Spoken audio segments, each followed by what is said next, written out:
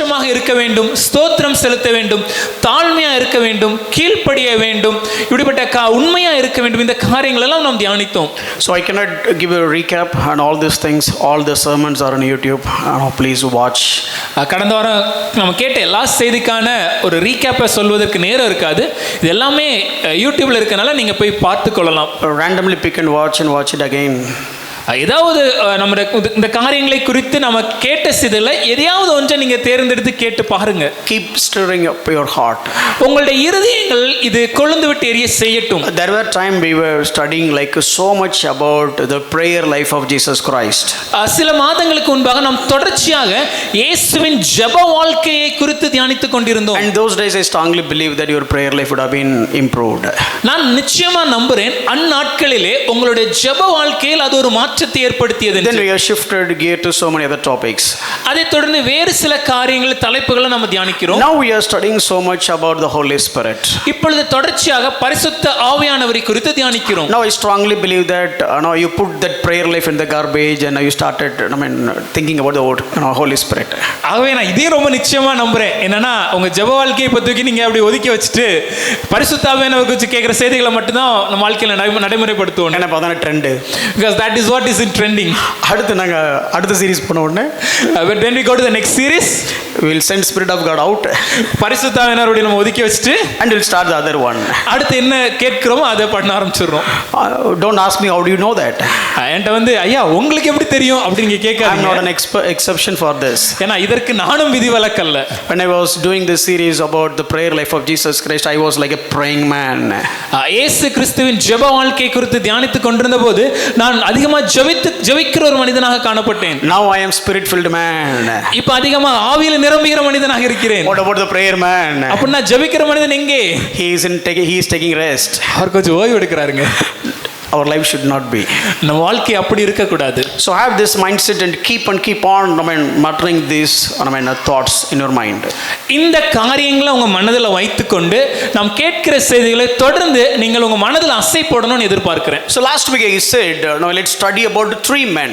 கடந்த வாரம் உங்களிடத்தில் சொன்னேன் 3 நபர்களை குறித்து தியானிக்க போகிறோம். Who filled by the Holy Spirit. பரிசுத்த ஆவியில் நிரம்பின 3 பேர். Who are all being operated, influenced and controlled by the power of the Holy Spirit. பரிசுத்த ஆவியின் வல்லமையினாலே நடத்தப்பட்டு பரிசுத்த ஆவியாலே தாக்கம் ஏற்படுத்தப்பட்டவர்களாய் ஆளுகை செய்யப்பட்டவர்களாய் இருந்த 3 பேர். So what is the objective of being sharing this? இந்த செய்திகளை உங்களிடத்தில் பகிர்ந்து கொள்வதின் நோக்கம் என்ன? So I want you to have this perception. இந்த கண்ணோட்டம் நமக்கு இருக்கணும் ஐயா. In one side ஒரு பக்கம் you assume that what are all the things the church is being taught about being filled by the Holy Spirit and what all things they will do.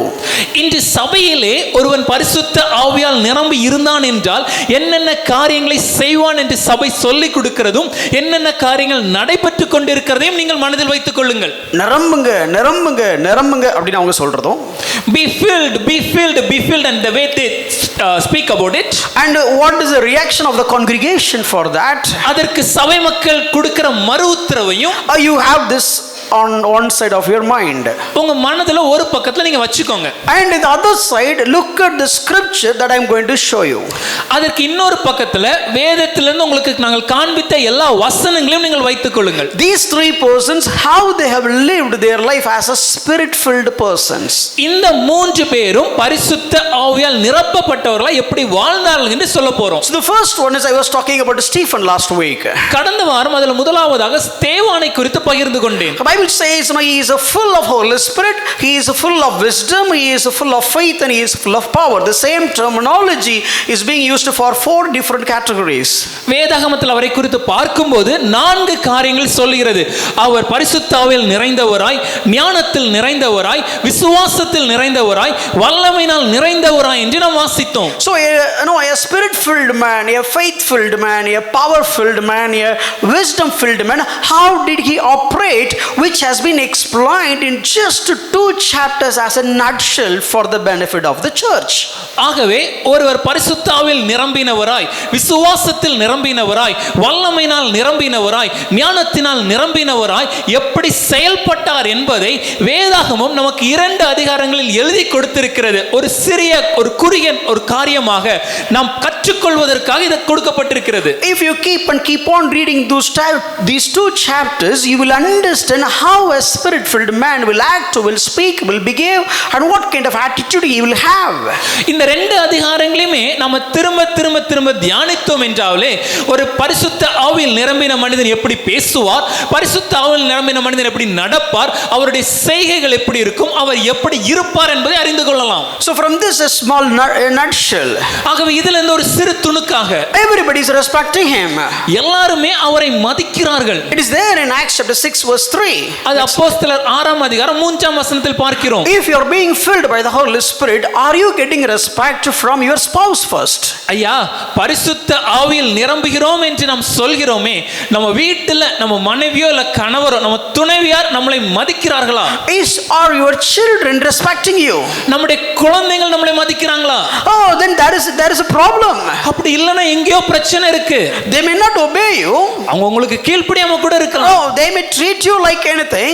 இல்ல வேற விதங்கள உங்களை நடத்தலாம். But still they do have a respect and honor towards you because you are a spirit-filled person. ஆனா உங்களை பார்க்கும்போது ஐயா நீங்க பரிசுத்தால் நிரம்பினவர் என்பதாலேயே ஒரு மதிப்பும் கனத்தையும் உங்களுக்கு கொடுக்கிறார்களா? They should have a godly reverence when it comes to you.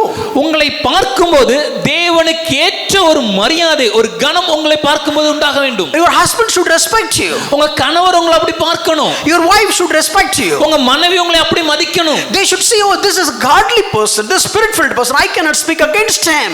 ஐயா இவர் தேவனால் நிரம்பி இருக்கிறவர், பரிசுத்த ஆவியால் நிரப்பப்பட்ட தேவ மனிதர், இவருக்கு விரோதமாக நான் பேசக்கூடாது. See, this is about Stephen and all the other people.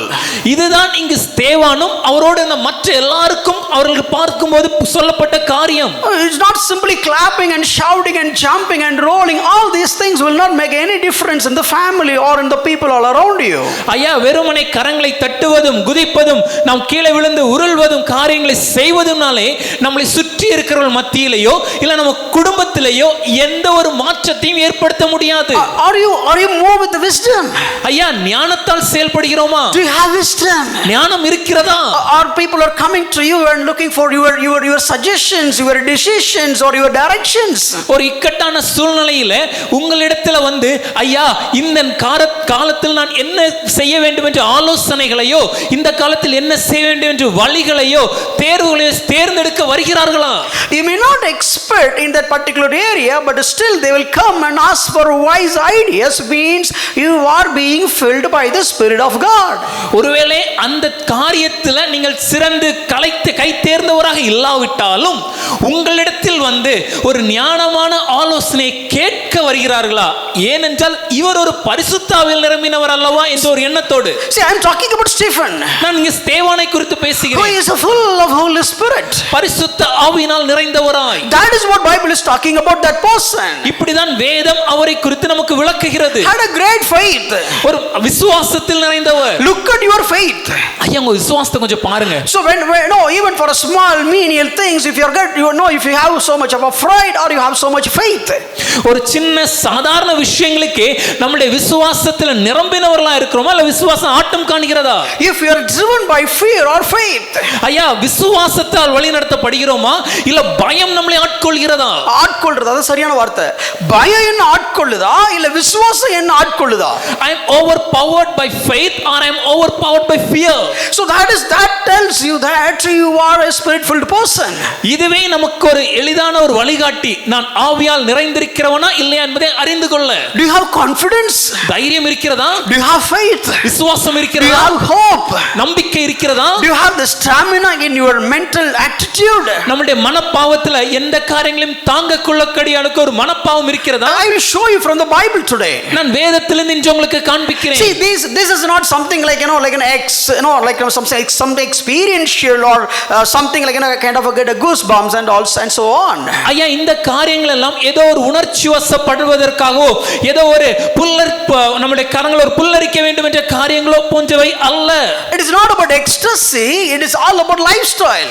இது உணர்ச்சி வசப்பட செய்யப்படுவதல்ல, ஆனால் நம்முடைய வாழ்க்கை முறை சம்பந்தமானது. When it comes to God or the world, are you bold enough to make a stand and stand firm for God because you move by faith? தேவனும் தேவனுடைய வார்த்தை என்று வரும்போது தைரியமாக ஒரு நிலைப்பாட்டை எடுக்கக்கூடிய நிலையில் நாம் இருக்கிறோமா? ஏனென்றால் நான் தேவனாலும் தேவனுடைய வசனத்தாலும் விசுவாசத்தோடு வாழ்கிறேன் என்ற ஒரு வாழ்க்கை முறை இருப்பதினால். And are you working on miracles and wonders? ஐயா, அற்புதங்களும் அடையாளங்களிலும் செயல்பட்டு கொண்டிருக்கிறோமா? Or miracles are happening in your life? உங்க வாழ்க்கையில் அற்புதங்கள் நடக்கிறதா? Do you see wonders in your life? உங்க வாழ்க்கையில் அதிசயங்கள் நடக்கிறதா? Let me tell you, I do see a lot of wonders and miracles inside the church. நான் சபையிலே अनेक அற்புதங்களை அடையாளங்களை நான் பார்க்கிறேன். Oh, what miracle you have seen, brother? உடனே கேட்கலாம், சகோதரரே என்ன அற்புதம் நடந்துச்சு? Let me tell you, I have a number of list of miracles that happen inside the church. ஐயா, என்னால சொல்ல முடியும், நம்முடைய சபையிலே நடந்த பல அற்புதங்களை என்னாலே பட்டியலிட முடியும். Let me tell you one miracle. ஒரு எடுத்துக்காட்டை சொல்றேனே. One little one, whenever you come to the church, he will make the parents to go outside because he is not really interested to be there inside the sanctuary. நம்முடைய சபையில ஒரு சின்ன பையன் அவங்களுக்கு எப்பெல்லாம் சபைக்கு வருகிறார்களோ பெற்றோரை சபையில இருக்க விடாம அந்த பையன் பெற்றோரை வெளியே கொண்டு போயிடுவான். ஏன்னா உள்ள இருக்கிறதுல அவனுக்கு அப்படி ஒரு விருப்பம் இல்லை. They said, okay, please pray about it because he never allowed us to sit inside to hear the sermon. அதற்காக அவங்க எங்கிட்ட, ஐயா நீங்க எதுக்காக ஜெபம் பண்ணுங்க, உள்ள உட்கார்ந்து செய்தியை கேட்பதற்கு ஒரு வாய்ப்பு இல்லாம போகுது, அவங்களை உள்ள உட்கார விட மாட்டேங்கிறான். Couple of days back I heard that the same boy, he said, okay, let's go for the Bible study. 2 நாட்களுக்கு முன்பாக நான் கேள்விப்பட்டேன், அதே பையன் அவங்க அப்பா அம்மாட்ட சொல்றான், நம்ம வேத பாடத்துக்கு செல்வோமேன்னு சொல்லி. And they are all sick and they came for the Bible study for the other week. அவங்களுக்கு உடம்பு சரியில்லாத போதும் கூட அந்த வாரம் அவங்க அந்த மிட் வீக் பைபிள் ஸ்டடிக்கு வந்தாங்க. Miracle, sir. ஐயா, இதுதான் அற்புதம். இதுக்கெல்லாம் கை தட்ட மாட்டாங்க, தட்டவே மாட்டாங்க. Miracle, அற்புதம். I can enlist n number of miracles like this. இதே போல என்னால பல அற்புதங்களை சொல்ல முடியும். I heard so many things.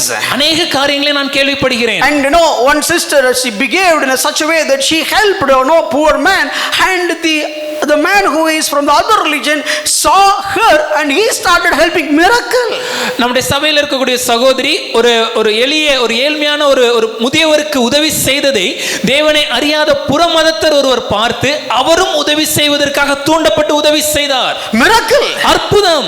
And the people are looking at the lifestyle. They said, okay, now my husband is being changed, my wife has been changed. Oh, miracles. வாழ்க்கையை பார்க்கிறார்கள். நம்முடைய வீட்டில் என் கணவர் மாறிவிட்டார், என் வீட்டில் என் மனைவியின் வாழ்க்கையில் மாற்றம் ஏற்படுகிறது என்ற செய்திகளை கேட்கிறோம். அற்புதம். Look at what is the greatest ever miracle Stephen would have done on that particular 2 chapters. அந்த 2 அதிகாரத்துல ஸ்தேவான் செய்த மிகப்பெரிய அற்புதம் என்ன? What miracle he has done? அவர் செய்த மிகப்பெரிய அற்புதம் என்ன? Did he multiply the food? போஜனத்தை பலருக்காக பெருக்கினாரா? Did he raise somebody from dead? மரித்தோர் யாரையாவது உயிரடை செய்தாரா? I don't know whether he has done that or not, but nothing has been recorded in these 2 chapters, but it's called he has done miracles and wonders. அப்படி எந்த காரியங்களும் அவர் செய்தாரா இல்லையான்னு எனக்கு தெரியல. வேதம் நமக்கு எதையும் எழுதி கொடுக்கவில்லை, ஆனால் வேதம் நமக்கு சொல்கிறது அவர் அற்புதங்களிலும் அடையாளங்களிலும் செய்தார் என்று. I am sure that one greatest ever miracle he has done. எனக்கு நிச்சயமாகவே அவர் செய்த ஒரு மிகப்பெரிய அற்புதத்தை புரிந்து கொள்ள முடிகிறது. The greatest miracle of all is the transformation of a lost sinner into a child of God by the grace of God. That miracle has done in and through Stephen. ஒரு தொலைந்து போன ஒரு பாவியை தேவனுடைய கிருபையினாலே பரிசுத்தவானாக தேவனுடைய புத்திரனாக மாற்றுகிறது தான் மிகப்பெரிய அடையாளம், அற்புதம். அதை இந்த ஸ்தேவான் செஞ்சாரையா. Hallelujah. எவ்வளோ சந்தோஷமாக சொன்னீங்க பார்த்தீங்களா? அல்லேலூயா. வேற ஏதாவது பெருசாக சொல்லலான்னு பார்த்தேன், அப்படிலாம் சொல்ல மாட்டோம். And let me tell you another greatest miracle. இன்னொரு மிகப்பெரிய அற்புதத்தை சொல்கிறேன். For example, okay, Sylvan is here. ஒரு உதாரணத்திற்கு இப்பொழுது சில்வனாக நான் இங்க இருக்கிறேன். All of us join together. நம்ம இங்க இருக்கிற சபையில இருக்கிற எல்லாரும் இணைந்து try to finish him. என்னை கொல்ல முயற்சி செய்தீங்கன்னா, Sylvan is basically not a Telugu hero. நான் ஒரு தெலுங்கு பட ஹீரோ மாதிரிலாம் இல்ல. He cannot let's do this who and all, he cannot do that. அப்படி ஹூ அப்படி சொல்லி எல்லாத்தையும் என்னால அடிக்கலாம் முடியாது. And we are all coming with with rage and with all angered. அப்படி கோபத்தோடு மூர்க்க குணத்தோடு நம்ம எல்லாரும் எதிர்த்து வருகிறீர்கள். And Sylvan cannot stop us like this. அப்படி கையை நீட்டி இப்படி நிறுத்த முடியாது. But now Sylvan doesn't have courage to speak. இப்ப பேசுவதற்கே தைரியம் இல்லாதவனா நிற்கிறேன். Sylvain would have ran away. அதை பார்த்த உடனே பயந்து ஓடி போவேன். But look at Stephen. ஆனா ஸ்தேவானை பாருங்கள். Look at the greatest ever miracle that he has done. அவர் செய்த மிகப்பெரிய அற்புதத்தை அங்கு கண்டு கொள்ளலாம். The entire congregation is about to kill him. மொத்த ஜனங்களும் அவரை கொல்வதற்காக வருகிறார்கள். But he preached one of the longest sermon in the book of Acts. ஆனா அந்த இடத்துல தான் இந்த அப்போஸ்தலர் புத்தகத்திலே ஒரு நீளமான பிரசங்கத்தை அவர் செஞ்சாரு. He started his sermon from Genesis and he ended his sermon from Hebrews. அவர் ஆதியாகமத்தில இருந்து அவர் பிரசங்கத்தை ஆரம்பிச்சு எபிரேயர்ல வந்து அவர் பிரசங்கத்தை முடிக்கிறாரு. அதாவது உடனே அங்கேயே முடிச்சாருன்னு கேட்றாதீங்க. He was talking about Jesus Christ standing next to the Father. ஏன் அப்படி சொல்கிறேன் என்றால் அவர் இயேசுவானவர் பிதாவின் வலது பாசில் நிற்கிறார் என்பதை விவரிப்பதினாலே. Do you have that courage?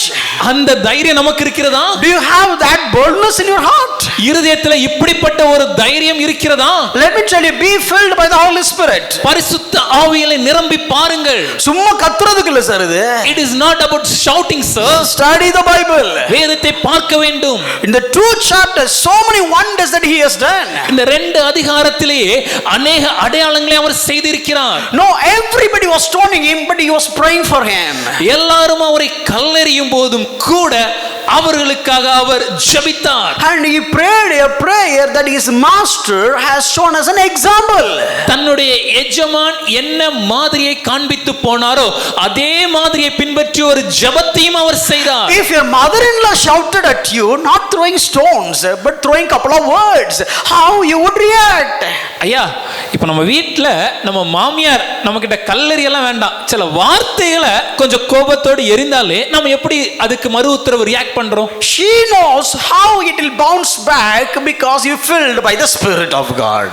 பரிசுத்த ஆவியிலே நிறைந்தவராக நாம எப்படி செயல்படுவோங்கிறத நம்ம மாமியாரே அறிந்திருக்கிறாங்க. இதெல்லாம் பைபிள் படிக்குது. She is also reading the Bible. இதெல்லாம் சர்ச்சுக்கு போகுது. Always going to the church. இதெல்லாம் அந்நிய பாஷை பேசுது. Always speaking in tongues. ரெண்டும் அதேதான். Both are the same person. When your husband is shouting at you, how do you react? உங்கள் கணவர் உங்கள் மேல் கோபம் கொள்ளும்போது நீங்கள் எப்படி மறு உத்தரவு When சொல்லுவீங்க? your wife is just rage at you, it should not happen, but still let me tell you for the sake of saying, how do you react? ஒருவேளை நம்ம மனைவி நம்மள மூர்க்க குணம் கொள்ளும்போது நடக்க கூடாது, ஆனா ஒரு உதாரணத்துக்காக சொல்றேன் புரிவதற்காக, நாம் எப்படி அதை கையாள்றோம்? Wonders, அற்புதம், miracles, அடையாளங்கள். and look at, his face look like the angel. அவருடைய முகம் தேவதூதனை போல் பிரகாசித்தது. There is no big light on the day. அவருக்கு முன்னாடி ஏதோ ஃபோக்கஸ் லைட்லாம் வைக்கல. A ministering spirit, அவர் மற்றவர்களுக்கு பணிவிடை ஆவி, like an angel, ஒரு தூதரை போல. but these are all the things and so many things, and he is not persecuted for faith. விசுவாசத்திற்காக our துன்புறுத்தப்பட்டார். See, so many things have been mentioned in these 2 chapters, but only one objective: the church should know how a person will behave when he is being controlled, filled, influenced by the Spirit of God. ஐயா, இந்த 2 அதிகாரத்துல அநேக காரியங்களை வேதம் நமக்கு எழுதி கொடுத்திருக்கிறது. எதற்காக வென்றால் சபையானவர்கள் இன்று அறிந்து கொள்ள வேண்டும், ஒருவன் பரிசுத்த ஆவியில் நிரம்பினவன் என்றால் அவர் எப்படி இருப்பார். பரிசுத்த ஆவியினால் ஆளுகை செய்யப்பட்டவர்கள், பரிசுத்த ஆவியினால் தாக்கம் ஏற்படுத்தப்பட்டவர்கள், பரிசுத்த ஆவியினால் நிரப்பப்பட்டவருடைய வாழ்க்கை எப்படி இருக்கும் என்பதை நாம் அறிந்து கொள்வதற்காக எழுதி கொடுக்கப்பட்டிருக்கிறது. Today my objective is not to cover all the slides. இன்னைக்கு என்னுடைய நோக்கம் நான் கொண்டு வந்திருக்கிற எல்லா ஸ்லைடையும் முடிக்கணும்ங்கிறது இல்லை. I just want to read out. I want you to receive in your heart. நான் அதை வாசிக்க விரும்புறேன். அந்த காரியங்களை நீங்க புரிந்து கொள்ளணும், உட்கொள்ளணும் நான் எதிர்பார்க்கிறேன். Are you all with me? You receiving? சொல்றது புரியுதா? Fantastic. Let me talk about one more man. இன்னொரு மனிதனை குறித்து பேசுகிறேன். You tell me what would have been my choice? நீங்களே சொல்லுங்க, நான் யாரை பத்தி பேசுவேனா இருக்கும்? பாலை தவிர பரிசுத்தாவின் நிரம்புற யாருமே பைபிள்ல இல்லை, உங்களை தவிர. சரி விட்டா போதும். பேதுரு, அவர் வேற யாருமே இல்லை. Yes, clap. We are going to study about Barnabas. இன்று பர்னபாவை குறித்து சில காரியங்களை தியானிக்க See, போகிறோம். not looks like a hero. பார்ப்பதற்கு ஒரு கதாநாயகன் போன்ற தோற்றம் அல்ல. But Bible is talking about this one person in so many places in the book of Acts. ஆனால் இந்த ஒரு நபரை குறித்து வேதாகமம் அநேக இடங்கள்ல குறிப்பாக அப்போஸ்தலர் புத்தகத்துல நாம் வாசிக்கிறோம். I was trying to exposit each and every passage yesterday night. நேற்று இரவு அதில் இருக்கக்கூடிய ஒவ்வொரு பகுதிகளையும் கொஞ்சம் விளக்குவதற்காக நான் யோசித்துக் கொண்டிருந்தேன். I got 15 to 20, I mean at least 15 categories for Barnabas. அப்ப இந்த பர்னபாவை குறித்து யோசிக்கும் கிட்டத்தட்ட ஒரு 15 தலைப்புகள் அதனால பிரிக்க முடிஞ்சிச்சு. Then I started doing my study for each and every heading.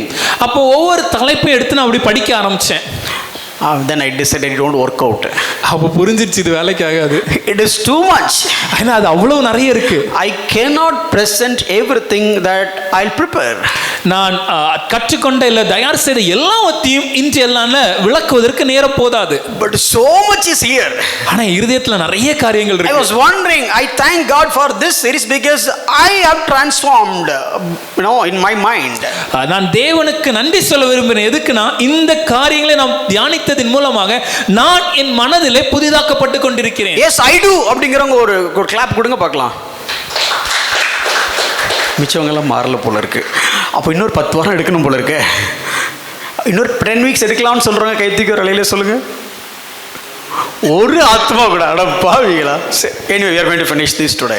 இன்னைக்கு முடிக்க முயற்சி செய்றோம். No, man. Today I'm like John. இன்னைக்கு நான் ஜானனா மாதிரி இருக்க விரும்புறேன். Written the climax first. கீழ முடிவரை எழுதியாச்சு. Then we'll go to the step 1. இப்போதான் முதல் ஸ்டெப் எழுதுவோம். Any step will connect to this. எங்க வந்தாலும் முடிவரை இதுதான் முதல்ல முடிவு பண்ணிட்டாரு. So let me tell you this. Today like John's approach. We'll finish this today. அதனால இன்னைக்கு நானும் ஜானனோட அப்ரோச்சை ஃபாலோ பண்றேன். I don't know whether I'll be able to finish Barnabas, Paul and so on, but we are going to finish. பர்னபாவை குறித்தும் பவுலை குறித்தும் முழுமையா விளக்க நேரம் இருக்குமான்னு எனக்கு தெரியல. ஆனா எனக்கு முடிக்க விரும்புறேன். முடிக்கிறோம். We'll finish it.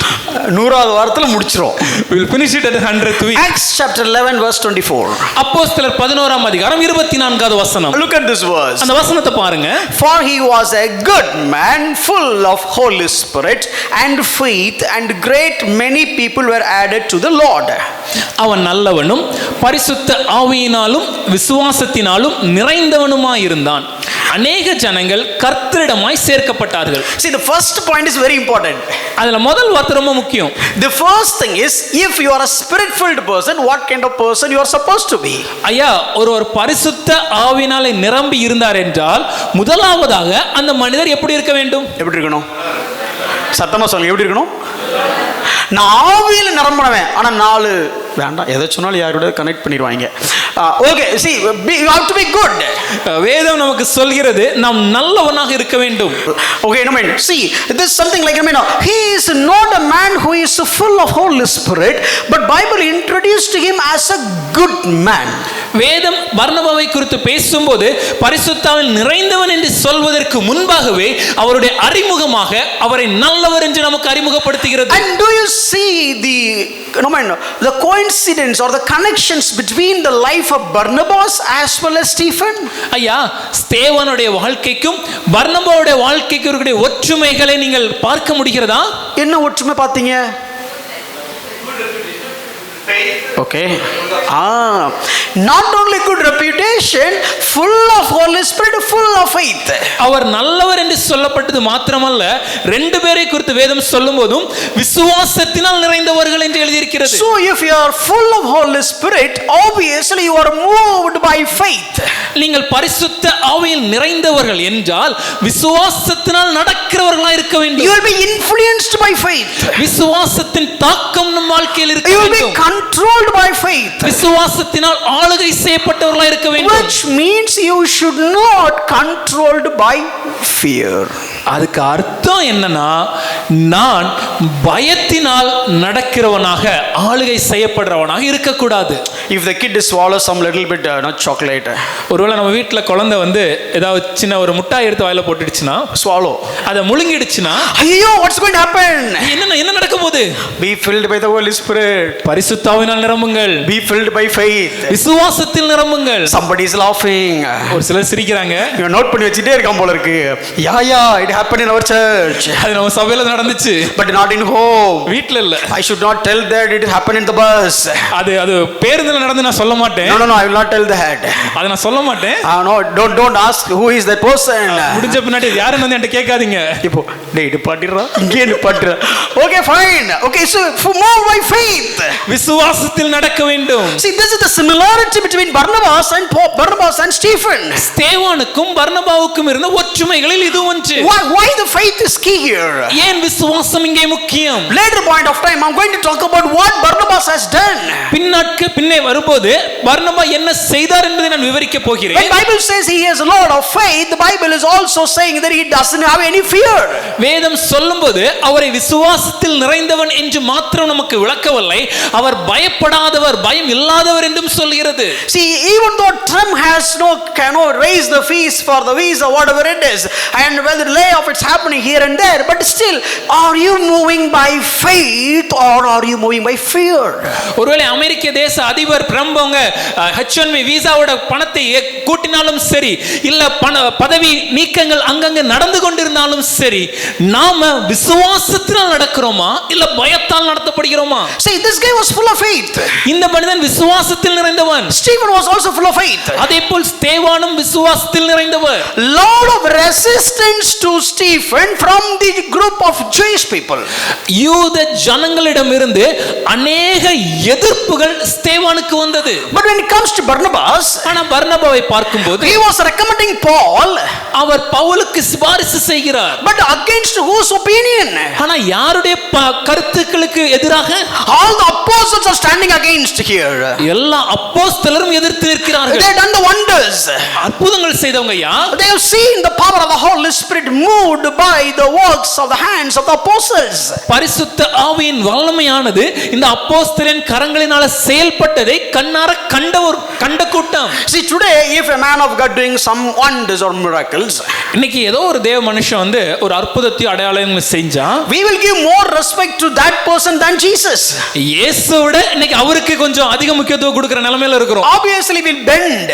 நாம தாழ்ந்து ஐயா பணிந்து உங்களை பார்க்க யார்கிட்ட? Sir, can I ask him to come? No, later. But to whom? And if you say, okay, sir, Bible is talking about this. ஐயா வேதம் இப்படி அல்லவா சொல்கிறது? No, ஐயா is talking about that. No. That man of God brother said like that. Word of God, ஐயா said they will go for whatever the ஐயா says. வேதம் சொல்கிறதா இல்ல அந்த தேவ மனிதன் சொன்னதான்னு கேட்டா அவங்க வேதத்தை விட்டுட்டு மனுஷன் சொன்னதை பிடிச்சுக்கிறாங்க. But look at here Barnabas. ஆனா இங்க பர்னபாவை பாருங்க. Paul was the persecutor. பர்னபா சபையை பவுல் சபையை துன்பப்படுத்தினவர். No, later point of time Paul was explained how did he persecute. பின்னாட்களிலே Pavul தான் சபையை எப்படி துன்பப்படுத்தினான் என்பதையும் விளக்குகிறார். No, in his one last before defense before Agrippa, he explained how rude and how bad, how horrible he was. அவர் அகிரிப்பா ராஜாவிற்கு முன்பாக சுவிசேஷத்தை குறித்து ஒரு பிரதிவாதத்தை எடுத்து வைக்கும்போது அவர் எவ்வளவு மோசமானவராக எவ்வளவு கொடூரமானவராக செயல்பட்டார் என்பதை விவரிக்கிறார். He said, I called people to the synagogue and made them to curse Jesus. அவர் சொல்லுகிறார், நான் ஜனங்களை தேவாலயத்துக்கு வரவழைத்து இயேசுவை சபிக்க செய்தேன். And I dragged women and children. பெண்களையும் குழந்தைகளையும் இழுத்து கொண்டேன். And tried to kill them. அவர்களை கொலை செய்ய முயற்சி செய்தேன். Such a bad person. அவ்வளவு கொடூரமானவன். It was made such a damage to the early church. ஆதி திருச்சபைக்கு இப்படிப்பட்ட ஒரு மிகப்பெரிய ஆபத்தை உருவாக்கினவர். Who made all the people to run away from Jerusalem. எருசலேமை விட்டு எல்லா ஜனங்களும் சிதறி போவதற்கு காரணமாக இருந்தவர். Now only apostles are staying back in Jerusalem. Jerusalem. இப்பொழுது அப்போஸ்தலர் மாத்திரம் தான் எருசலேம்ல இருக்கிறாங்க. Of course they do have the courage. அவங்களுக்கு தைரியம் இருந்தது. Now this Barnabas is coming. இப்போ பர்னபா வருகிறார். Okay, taking Paul. பவுலை அழைத்து கொண்டு The people, they will not even allow Paul. இன்னும் சொல்ல போனா பவுலை உள்ளே விட மாட்டாங்க. அப்படிப்பட்ட And this guy சூழ்நிலை. is just bringing Paul. ஆனா பர்னபா பவுலை அழைத்து வந்து பேதுரு டக்குன்னு ஏதாவது சொல்லி சைமன் மாதிரி ஆயிடுச்சுன்னா நமக்கு, what if Peter says something and I'll end up like Ananias? Ananias Sapphira, sorry. Ananias மாதிரி ஒரு முடிவு எனக்கு உண்டாயிடுச்சுனா? See, I do have a better translators and better theologians next to me. That is a praise God. I said praise God. கர்த்தருக்கு ஸ்தோத்திரம். கர்த்தர் நல்லவர். Okay, so like what happened for Ananias Sapphira? Ananias சப்பீராவுக்கு என்ன நடந்தது? They are also believers. அவர்களும் விசுவாசிகள் தானே. And Barnabas is also a believer. பர்னபா ஒரு விசுவாசி. They are also givers. அவர்களும் கொடுத்தார்கள். Barnabas was also a giver. பர்னபாவும் கொடுக்கிற மனிதர். Now this guy is coming along with Paul. Pavul அழைத்து கொண்டு வருகிறார். And immediately Peter would have seen. பேதுரு பார்த்திருக்க வேண்டும் இல்ல? Whom you are bringing with? யாரப்பா கொண்டு வர? You brought him before me, the Spirit of God who has the Spirit of God in me. பரிசுத்த ஆவியானவரே என்னுள் இருக்கிற நானாகிய பேதுருவாகிய எனக்கு முன்பாக அவனை எப்படி அழைச்சிட்டு வந்த? Whom you consulted with? யார்ட்ட நீ கேட்ட? இப்படி ஏதாவது கேட்ட ஒரு பொட்டுன்னு போயிட்டார்னா, if he says something and I immediately take off, have courage, தைரியம், have faith, விசுவாசம், stand for truth. சத்தியத்திற்காக நிற்க. He believed, our விசுவாசித்தார். he convinced, அவர் நம்பினார். he understood, அவர் புரிந்து கொண்டார். he heard, அவர் கேட்டார். he saw, அவர் பார்த்தார். this man Paul. இந்த மனிதனாகிய Pavul. And where was Paul? Pavul எங்கே இருந்தார்? Paul was not doing all the miracles, wonders, ministry. அவர் அற்புதம் அடையாளம் ஊழியெல்லாம் செய்யலையா? Go back and read Galatians chapter 1. போய் படித்து பாருங்கள் கலாத்தியர் 1வது அதிகாரம். Acts 9, Paul has got the encounter with God. அப்போஸ்தலர் 9ஆம் அதிகாரம் பவுலடிகளார் தேவனாகிய இயேசு கிறிஸ்துவோடு ஒரு சந்திப்பு. Filled with the Spirit of God. பரிசுத்த ஆவியினால் நிரப்பப்படுகிறார். Started doing the ministry. ஊழியத்தை செய்ய ஆரம்பிக்கிறார். நம்மால எங்க போனாலும் பிரச்சனை தான். But wherever he goes there is a problem. என்ன நம்ம டோன் அப்படி. But that is how he speaks. He started doing ministry in Damascus, then everybody started raging against him. தமஸ்கு பட்டணத்தில் ஊழியத்தை ஆரம்பித்தார். எல்லாரும் அவருக்கு விரோதமாக எழும்பினார்கள். Ran away. அங்கிருந்து ஓடி போக வேண்டிய சூழ்நிலை. They made him to run away. இன்னும் சொல்ல போனா ஓடி போக வச்சாங்க. They put the plot to kill this Paul. பவுலை கொல்வதற்கான சதி திட்டம் தீட்டப்பட்டது. Paul, how long you did the ministry? பவுலடிகளாரே எவ்வளவு நாளா நீங்க ஊழியம் பண்றீங்க? Just started. இப்போ நான் தொடங்குனேன். 9th chapter he started. 9வது அதிகாரத்துல ஆரம்பிக்கிறாரு. 9th chapter he is gone to his home. 9வது அதிகாரத்திலே தன்னுடைய வீட்டில இருந்து துரத்தப்படுகிறாரு. Gone out from Damascus. தமஸ்கை விட்டு துரத்தப்படுகிறார். Such a raging preacher. அப்படிப்பட்ட ஒரு ஆக்ரோஷமான பிரசங்கி. Such a rigorous. அவ்வளவு வெறி. Such a passion. அவ்வளவு வைராக்கியம். Such a zeal. அவ்வளவு தேவபக்தி. They couldn't handle him. அத மத்தவங்களால கைக்கொள்ள முடியல. After that he is gone. அதுக்கு முன்னாடி அவரை பார்க்க முடியல. எங்க போனாரு? Nobody knows. Where he went யாருக்கும் தெரியாது. He said, I went to the desert of Arabia. அவர் எழுதும்போது எழுதுகிறார், நான் அரபு இருக்கிற வனாந்தரத்துக்கு சென்றேன். 3 years gone by. 3 வருடம் அரேபிய வனாந்தரத்தில். 3 years gone by now. 3 வருடங்கள் கழிந்து விட்டது. Now he came back to Jerusalem. மறுபடியும் பவுல் எருசலேமுக்கு வருகிறார். People didn't forget. ஆனா ஜனங்க யாரும் மறக்கல. The moment the guy came, Pavul வந்த உடனேயே nobody is ready to meet him. அவரை சந்திப்பதற்கு ஒருவரும் தயாராக இல்லை. Bible says Paul was keep trying to meet the apostles. வேதம் தெளிவாக சொல்கிறது பவுல் அப்போஸ்தலரை சந்திப்பதற்காக முயற்சி செய்தார். Which means they didn't believe him yet. அப்பனா அர்த்தம் என்னன்னா இம்மட்டும் பவுலை அவர்கள் நம்பவில்லை. In this situation Barnabas is coming. இந்த சூழ்நிலையில பர்னபா வருகிறார். Come on Paul, come. பால் வாங்க பால். I will go and talk. நான் உங்களுக்காக போய் பேசுறேன். டேய் பீட்டர் யாரும் பேச மாட்டாங்கடா. Barnabas, don't you know nobody can stand before Peter and talk? I am full of faith. இல்ல நான் விசுவாசத்தில் I am full of Holy Spirit. பரிசுத்த ஆவியில் நிறைந்தவன். The Spirit of God who is in Peter, the same Spirit of God is in me because I am also filled and moved by the Holy Spirit. பேதுருக்குள் இருக்கிற அதே பரிசுத்த ஆவியானவர் எனக்குள்ளும் இருக்கிறபடியினாலே பரிசுத்த ஆவியினாலே நிரம்பினவராய் விசுவாசத்தில் நிரம்பினவராய் நான் பேச போகிறேன். Today all the church congregation is not ready to believe that they do have the same Holy Spirit that their pastor had. இன்னைக்கு நம்ம சபையில பெரிய பிரச்சனை என்னன்னா போதகருக்குள்ள என்ன பரிசுத்த ஆவியானவர் இருக்கிறாரோ அதே பரிசுத்த ஆவியானவர் தான் சபையில் இருக்கக்கூடிய ஒவ்வொரு மக்களுக்கும் மனதிலே ஒவ்வொரு மக்களுடைய இருதயங்களும் இருக்கிறாருங்கிறத நம்ம தயாரா இல்ல. Let me take one notch further. இன்னும் கொஞ்சம் ஆழமா சொல்றேனே. And the people, those who are inside the church, சபைக்குள்ள இருக்கிற ஜனங்கள், they don't believe they do have the Holy Spirit. They do have the same Holy Spirit who is operating in so-called famous men of God, but still they are writing. சபையில இருக்கிற ஜனங்கள் தான், ஆனா சபையில இருக்கிற ஜனங்களாகிய நமக்குள்ள இருக்கிற பரிசுத்த ஆவியானவர் தான் மிகவும் பிரபலமான அந்த பிரசங்கியாரோ அந்த தேவ மனிதருக்குள்ளே இருக்கிறார் என்பதை நம்ம அறியாம அந்த தேவ மனிதருக்கு நாம கடிதங்களை எழுதி கொண்டிருக்கிறோம். அவர்ட்ட போய் ஜெபம் பண்ணா சரியாயிரும். If I go and pray unto him, I'll get But look at Barnabas. ஆனா பர்னபாவை பாருங்கள். Peter, பேதுரு, the one who is the strongest mighty pillar of the early church, ஆதி திருச்சபையின் மிகவும் தைரியமான அடித்தளமாக காணப்பட்டவர். Acts chapter 2, Spirit of God came down and he preached the first sermon. அப்போஸ்தலர் 2ஆம் அதிகாரத்தில் பரிசுத்த ஆவியானவர் வரும்போது பேதுரு முதல் பிரசங்கத்தை செய்கிறார். Acts 8, அப்போஸ்தலர் 8ஆவது அதிகாரம், he opened the gate for Samaritan people. சமாரிய ஜனங்கள் தேவனை அறிந்து கொள்வதற்கான கதவு அவர் மூலமாக திறக்கப்பட்டது. Acts 5, அப்போஸ்தலர் 9ஆம் 5 மன்னிக்கும் அப்போஸ்தலர் 5ஆம் அதிகாரம், couple of people lied to him and they died on the spot. பேதுருக்கு முன்பாக இருவர் பொய் சொன்னதினாலே அந்நேரத்திலே மடிந்து போனார்கள். Apostles chapter 4, அப்போஸ்தலர் 4ஆம் அதிகாரம், they were not ready to put them in the prison. பேதுருவையும் அவங்க கூட இருக்கிறவர்களையும் சிறையில் அடைப்பதற்கு ஜனங்கள் தயாராக இல்லை. They could have killed him, but they were not ready to kill the same Peter who was the fisherman who lied 3 times earlier. ஐயா, 3 முறை தேவனை தெரியாதுன்னு சொன்ன இந்த பேதுரு, இந்த மீனவனாகிய பேதுருவை கொல்வதற்கு இப்பொழுது அந்நாட்களிலே அந்த சங்கம் தயாராக இல்லை.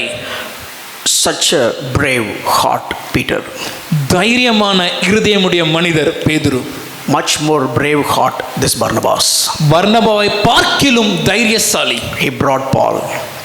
ஆனா பர்னபா பவுலை அழைத்து கொண்டு வருகிறார். That is the meaning of full of faith. விசுவாசத்தில் நிறைந்தவர்னா இதுதான் அர்த்தம். A non-believer, தேவனை அறியாதவர், a persecutors, சபையை துன்பப்படுத்தினவர். Stephen stood with full of faith against them. அவர்களுக்கு முன்பாக ஸ்தேவான் விசுவாசத்தில் நிறைந்தவராய் நின்றார். A super duper saint, மிகவும் ஒரு அருமையான ஒரு பரிசுத்தவான், and a believer in a congregation. சபையில் இருக்கக்கூடிய ஒரு விசுவாசி Stand in faith. அவருக்கு முன்னாடி தைரியமாக நின்றார், விசுவாசத்தோடு நின்றார். Whoever you may be, நமக்கு முன்பாக இருப்பது யாராக இருந்தாலும், whoever you may be, ஒருவேளை நீங்கள் யாராக இருந்தாலும், whoever standing before you may be, உங்களுக்கு எதிர்த்து நிற்பவர் யாராக இருந்தாலும், are you standing with faith? விசுவாசத்தோடு நிற்கிறோமா? That is what being filled by the Holy Spirit.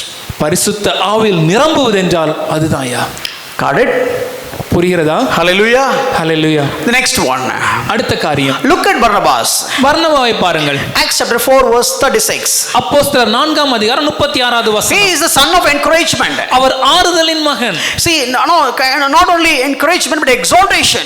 ஆறுதல் மாத்திரம் அல்ல, மற்றவர்களை ஊக்கப்படுத்துகிற, உற்சாகப்படுத்துகிறவர். Acts chapter 11 verse 23. அப்போஸ்தலர் 11ஆம் அதிகாரம் 23வது Let's read வசனம். that verse. அந்த வசனத்தை வாசிக்க போறோம். When Barnabas came to Antioch, பர்னபா அந்தியோக பட்டணத்துக்கு வந்தபோது he saw the grace of God. அவன் தேவனுடைய கிருபை அங்கு He பார்க்கிறான். was glad. அவன் சந்தோஷப்படுகிறான். And he exhorted them all to remain faithful in the Lord with a steadfast purpose. கர்த்தரிடத்தில் மன நிர்ணயமாய் நிலைத்திருக்கும்படி எல்லாருக்கும் புத்தி சொன்னான். So here it has been translated as exhortation, and in Tamil it says புத்தி சொன்னான். ஆங்கிலத்தில் பார்க்கும்போது அது அவங்களை உற்சாகப்படுத்தினான், ஊக்கப்படுத்தினான் என்றும், தமிழில் பார்க்கும்போது புத்தி சொன்னான் என்றும் மொழிபெயர்க்கப்பட்டிருக்கிறது. What do you mean by exhortation? உற்சாகப்படுத்துறதுனா என்ன? Don't cry. அழாதீர்கள். Don't cry. அழாதீங்கப்பா. God will lift you up. தேவன் உங்களை உயர்த்துவார். God will take care. தேவன் உங்களுடைய தேவைகளை He சந்திப்பார். wipe away all your tears. உங்கள் கண்ணீரை துடைப்பார். Your sorrows will turn into joy. உங்கள் துக்கம் சந்தோஷமாய் Is automatically coming out.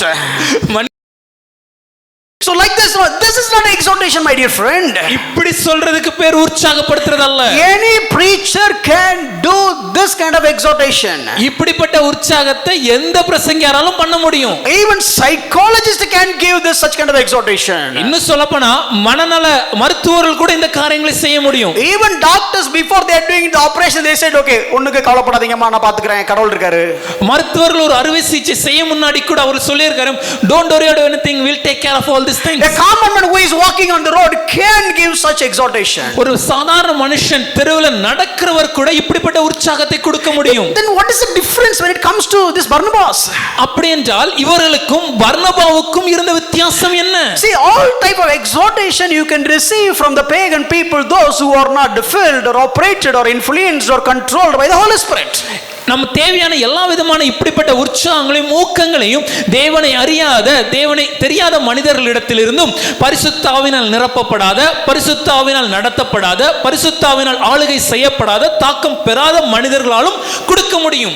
But Bible explicitly talks about Barnabas, a man, a son of encouragement. ஆனால் பர்னபாவை குறித்து வேதம் சொல்லும்போது தெளிவாக ஆறுதலின் மகன் என்று அவனை பெயர் Who will கொள்ளப்பட்டிருக்கிறது. give exhortation? புத்தி சொல்கிறவன், உற்சாகப்படுத்துகிறவன். What do you mean by that? அப்படினா அர்த்தம் என்ன? What is the special quality? இதுல இருக்கக்கூடிய சிறப்பு அம்சம் என்ன? See, whenever people are coming with me the problems, சில நேரங்கள்ல என்னிடத்துல ஏதாவது பிரச்சனைகளோட ஜனங்க வந்தாங்கன்னா, no, I mean godly people, தேவ ஜனங்கள் என்னிடத்துல so வரும்போது their expectation is, அவங்களுடைய எதிர்பார்ப்பு என்னன்னா, okay, what to do? God is doing like that. இருக்கட்டு பிரதர், என்ன பண்றது, கடவுள் இப்படிதான் செய்றாரு அப்படி சொல்லணும்னு எதிர்பார்க்கறாங்க. I don't know why God is doing that. தேவன் ஏன் இப்படி செய்றாரு? No, this is in the common perspective in the church. இதுதான் சபையிலே பொதுவாக நாம் எதிர்பார்க்கிற ஒரு காரியம். That is why those sermons are got so many likes. அதனால தான் அப்படிப்பட்ட பிரசங்கங்களுக்கு அநேக லைக் இன்னைக்கு கிடைக்குது. ஒண்ணு இல்ல, சும்மா கண்ணீரோடு அப்படினு போட்டா நிறைய கிளிக் இருக்கும். Just try it. You go to YouTube and try all my tears and you can see many likes unto that. ஆறுதல் அளிக்கும் செய்தி, encouraging message, a comforting message, ஆறுதலிக்கும் செய்தி, a heartfelt message, இருதயத்தை தட்டி கொடுக்கும் செய்தி, கண்ணீரோடு, with tears. அதனால தான் நம்ம ஆளுங்க பேசும்போது ஒரு மாடுலேஷன் போட்டுக்கறாங்க extra. And that is why when we also speak, our people also have a small modulation in their voice when they speak. You can say don't cry. அழாதீங்க. But what you know, if you are saying that in the pulpit, ஆனா அப்படி ஒருவேளை சபையில புல்பிட்ல இருந்து சொன்னாங்கன்னா, don't cry, அழாதீங்க மகனே. எதுக்கு இந்த gimmicks? Why are we doing such gimmicks? What do you mean by encouragement? ஆறுதல் அளிப்பது என்றால் என்ன? What kind of encouragement Barnabas did? Barnabas செய்த ஆறுதல் என்ன? He was writing this, he went to the church of Antioch. அவர் அந்தியோகியா சபைக்கு செல்கிறார். Antioch is the one of the pathetic city in the empire of Rome. ரோம சாம்ராஜ்யத்தில் இருந்ததிலே மிகவும் கேவலமான ஒரு நகரம் என்றால் அது அந்தியோகியா பட்டணம். Very poor culture. அங்க இருந்த கலாச்சாரம் மிகவும் கேவலமானது. And there was revolt against Jewish people. அந்த இடத்திலே யூத ஜனங்களுக்கு விரோதமாக ஒரு கிளர்ச்சி உண்டானது. And that time these people are scattered and they went and preached the gospel. There are so many people accepted the gospel and so many people joined in the church for the first time.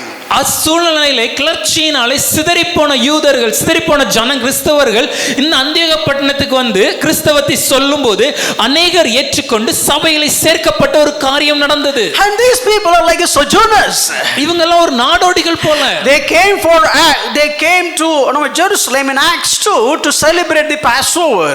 அப்போஸ்தலர் 2ஆம் அதிகாரத்துல பஸ்கா பண்டிகையை கொண்டாடுவதற்காக எருசலேமுக்கு வருகிறார்கள். They accepted Jesus Christ. இயேசுவை ஏற்றுக்கொள்கிறார்கள். And in 8th chapter there was a persecution. 8வது அதிகாரத்துல ஒரு துன்புறுத்தல் உண்டாகிறது. And 9th chapter, then they're all scattered.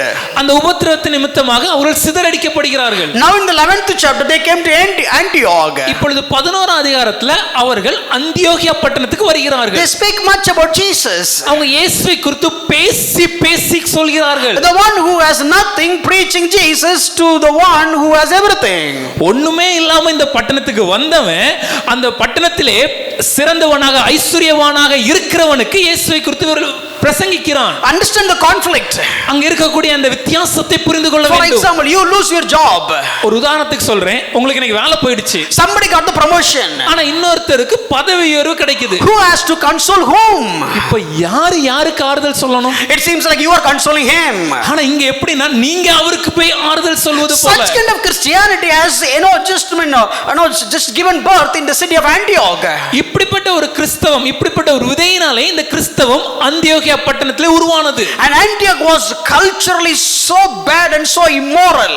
அந்தியோகியா பட்டணம் கலாச்சாரத்தை பார்க்கும்போது மிகவும் இழிவானதும் மிகவும் வெட்கக்கேடான ஒரு தவறான நெறிமுறைகளை கொண்ட ஒரு வாழ்க்கை முறை. Now the church of Jerusalem heard that something is happening in Antioch. ஆனா இப்போ எருசலேம்ல இருக்கிற திருச்சபைக்கு சபைக்கு அந்தியோகியால இருக்கிற சபையில ஏதோ நடக்குதுங்கிற செய்தி வருது. Who can we send?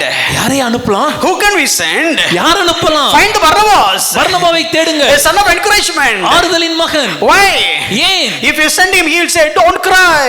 அவர் போயிட்டு ஐயா அழாதீங்க, God will take care. தேவன் பார்த்துக் கொள்வார். God will open the floodgates of heaven and bless you.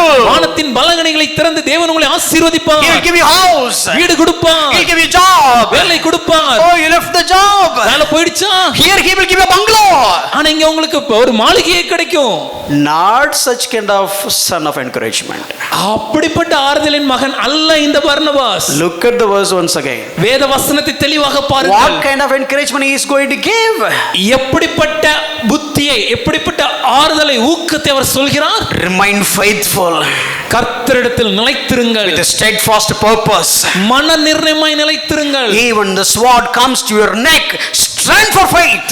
கழுத்துக்கு கத்தி வந்தாலும் சரி விசுவாசத்தில் நிலைத்திருங்கள். Whatever happened, என்ன நடந்தாலும், whoever is mocking you, உங்களை யார் கேலி செய்தாலும், whoever insulting you, யார் உங்களை அவமானப்படுத்தினாலும், whoever standing against you, யார் உங்களுக்கு விரோதமாய் நின்றாலும், I know you are a new Christian. எனக்கு தெரியும் நீங்க ஒரு புதிய கிறிஸ்தவன். I know there is no apostle here. எனக்கு தெரியும் இங்கே அப்போஸ்தலர்கள் இல்லை. I know Antioch is not like Jerusalem. எனக்கு தெரியும் அந்தியோகியா பட்டணம் எருசலேமை போல் அல்ல. I know you are all established by the people those who ran away. எனக்கு புரிகிறது இந்த சபையானது சிதறடிக்கப்பட்ட கூட்டத்தின் மூலமாக உருவாக்கப்பட்ட சபை. I know there is a problem already. ஏற்கனவே இங்க பிரச்சனை இருக்குன்னு எனக்கு புரியுது. Oh, I know you are being scattered, you are being persecuted, you have all the problems. சிதறடிக்கப்பட்டவர்கள், துன்பப்படுத்தப்பட்டவர்கள், பிரச்சனைகளால் நிறைந்திருக்கிறவர்கள். But still I am here, the one who is filled by the Holy Spirit. ஆனால் நான் இப்பொழுது இங்கே வரும்போது விசுவாசத்தில் நிறைந்தவனாய் வருகிறேன். Filled by the Holy Spirit. பரிசுத்த ஆவியில் நிறைந்தவனாய் வருகிறேன். Full of Holy Spirit, full of faith. பரிசுத்த ஆவியினாலும் விசுவாசத்தினாலும் நிறைந்தவனா. I am not coming here to wipe away your tears. உங்க கண்ணீரை துடைப்பதற்காக No, இல்லை. This leaving and cleaving process will have persecutions. தேவன் உலகத்தை விட்டு தேவனை பற்றிக் கொள்கிற இந்த பிரயாணத்திலே உபத்திரவங்கள் உண்டு. You cleave to the Lord. தேவனை சார்ந்திருங்கள். Whatever happens, என்ன நடந்தாலும், whatever happens, என்ன நடந்தாலும் stay tuned. தேவனோடு Cleave with the Lord. தேவனை பற்றிக் கொண்டு Leave the world. உலகத்தை விட்டு Life or death, வாழ்வோ Sao stand for God. தேவனுக்காக வாழ. That is the son of encouragement. அப்படி சொல்றதாங்க ஆறுதல். If you are filled by the Holy Spirit, நீங்க பரிசுத்த ஆவியினால் நிரம்பினீங்கன்னா, if you are filled by the faith, விசுவாசத்தில் நிரம்பினீங்கன்னா, whatever happens, என்ன நடந்தாலும் this is the word that will come out of your mouth. இப்படிப்பட்ட வார்த்தையை தான் நீங்க சொல்லுவீங்க. That is why Barnabas is being called a son of encouragement. அதனால தான் பர்னபா வேதம் சொல்கிறது ஆறுதலின் மகன் என்று. He is happy. அவர் சந்தோஷமா இருக்கிறார். People are coming to God. தேவனிடத்தில் ஜனங்கள் தேவனிடத்தில் வருகிறார்கள். And he doesn't feel sad when they are going through problems. அவங்க பிரச்சனைகளை போன உடனே அவர் அதுக்காக துக்கப்படவும் இல்லை. Of course problems are there. பிரச்சனைகள் உண்டு இருக்கிறது. I do understand. புரிகிறது. But still, ஆனாலும் cleave to the Lord. தேவனிடத்தில் பற்றிக் கொண்டிருக்க வேண்டும். That is what the message. அதுதான் யா செய்தி. If you are filled by the Holy Spirit, பரிசுத்த ஆவியினால் நிரம்புறீங்களா? you will have that attitude. இப்படிப்பட்ட ஒரு எண்ணம் நமக்கு இருக்கும். He said, look at Jesus. அவர் சொல்றார், இயேசுவை பாருங்கள். Look at your Redeemer. உங்களுடைய இரட்சகரை பாருங்கள். Look at all the conflicts he had faced. அவர் சந்தித்த சூழ்நிலைகளை நினைவு கூறுங்கள். Look at how much opposition he had gone through. அவருக்கு வந்த எதிர்ப்புகளை நினைவு கூறுங்கள். Look at how many times they were ready to kill him. எத்தனை முறை அவரை கொலை செய்ய முயற்சி செய்தார்கள். Look at how many times they tried to push him down from the cliff.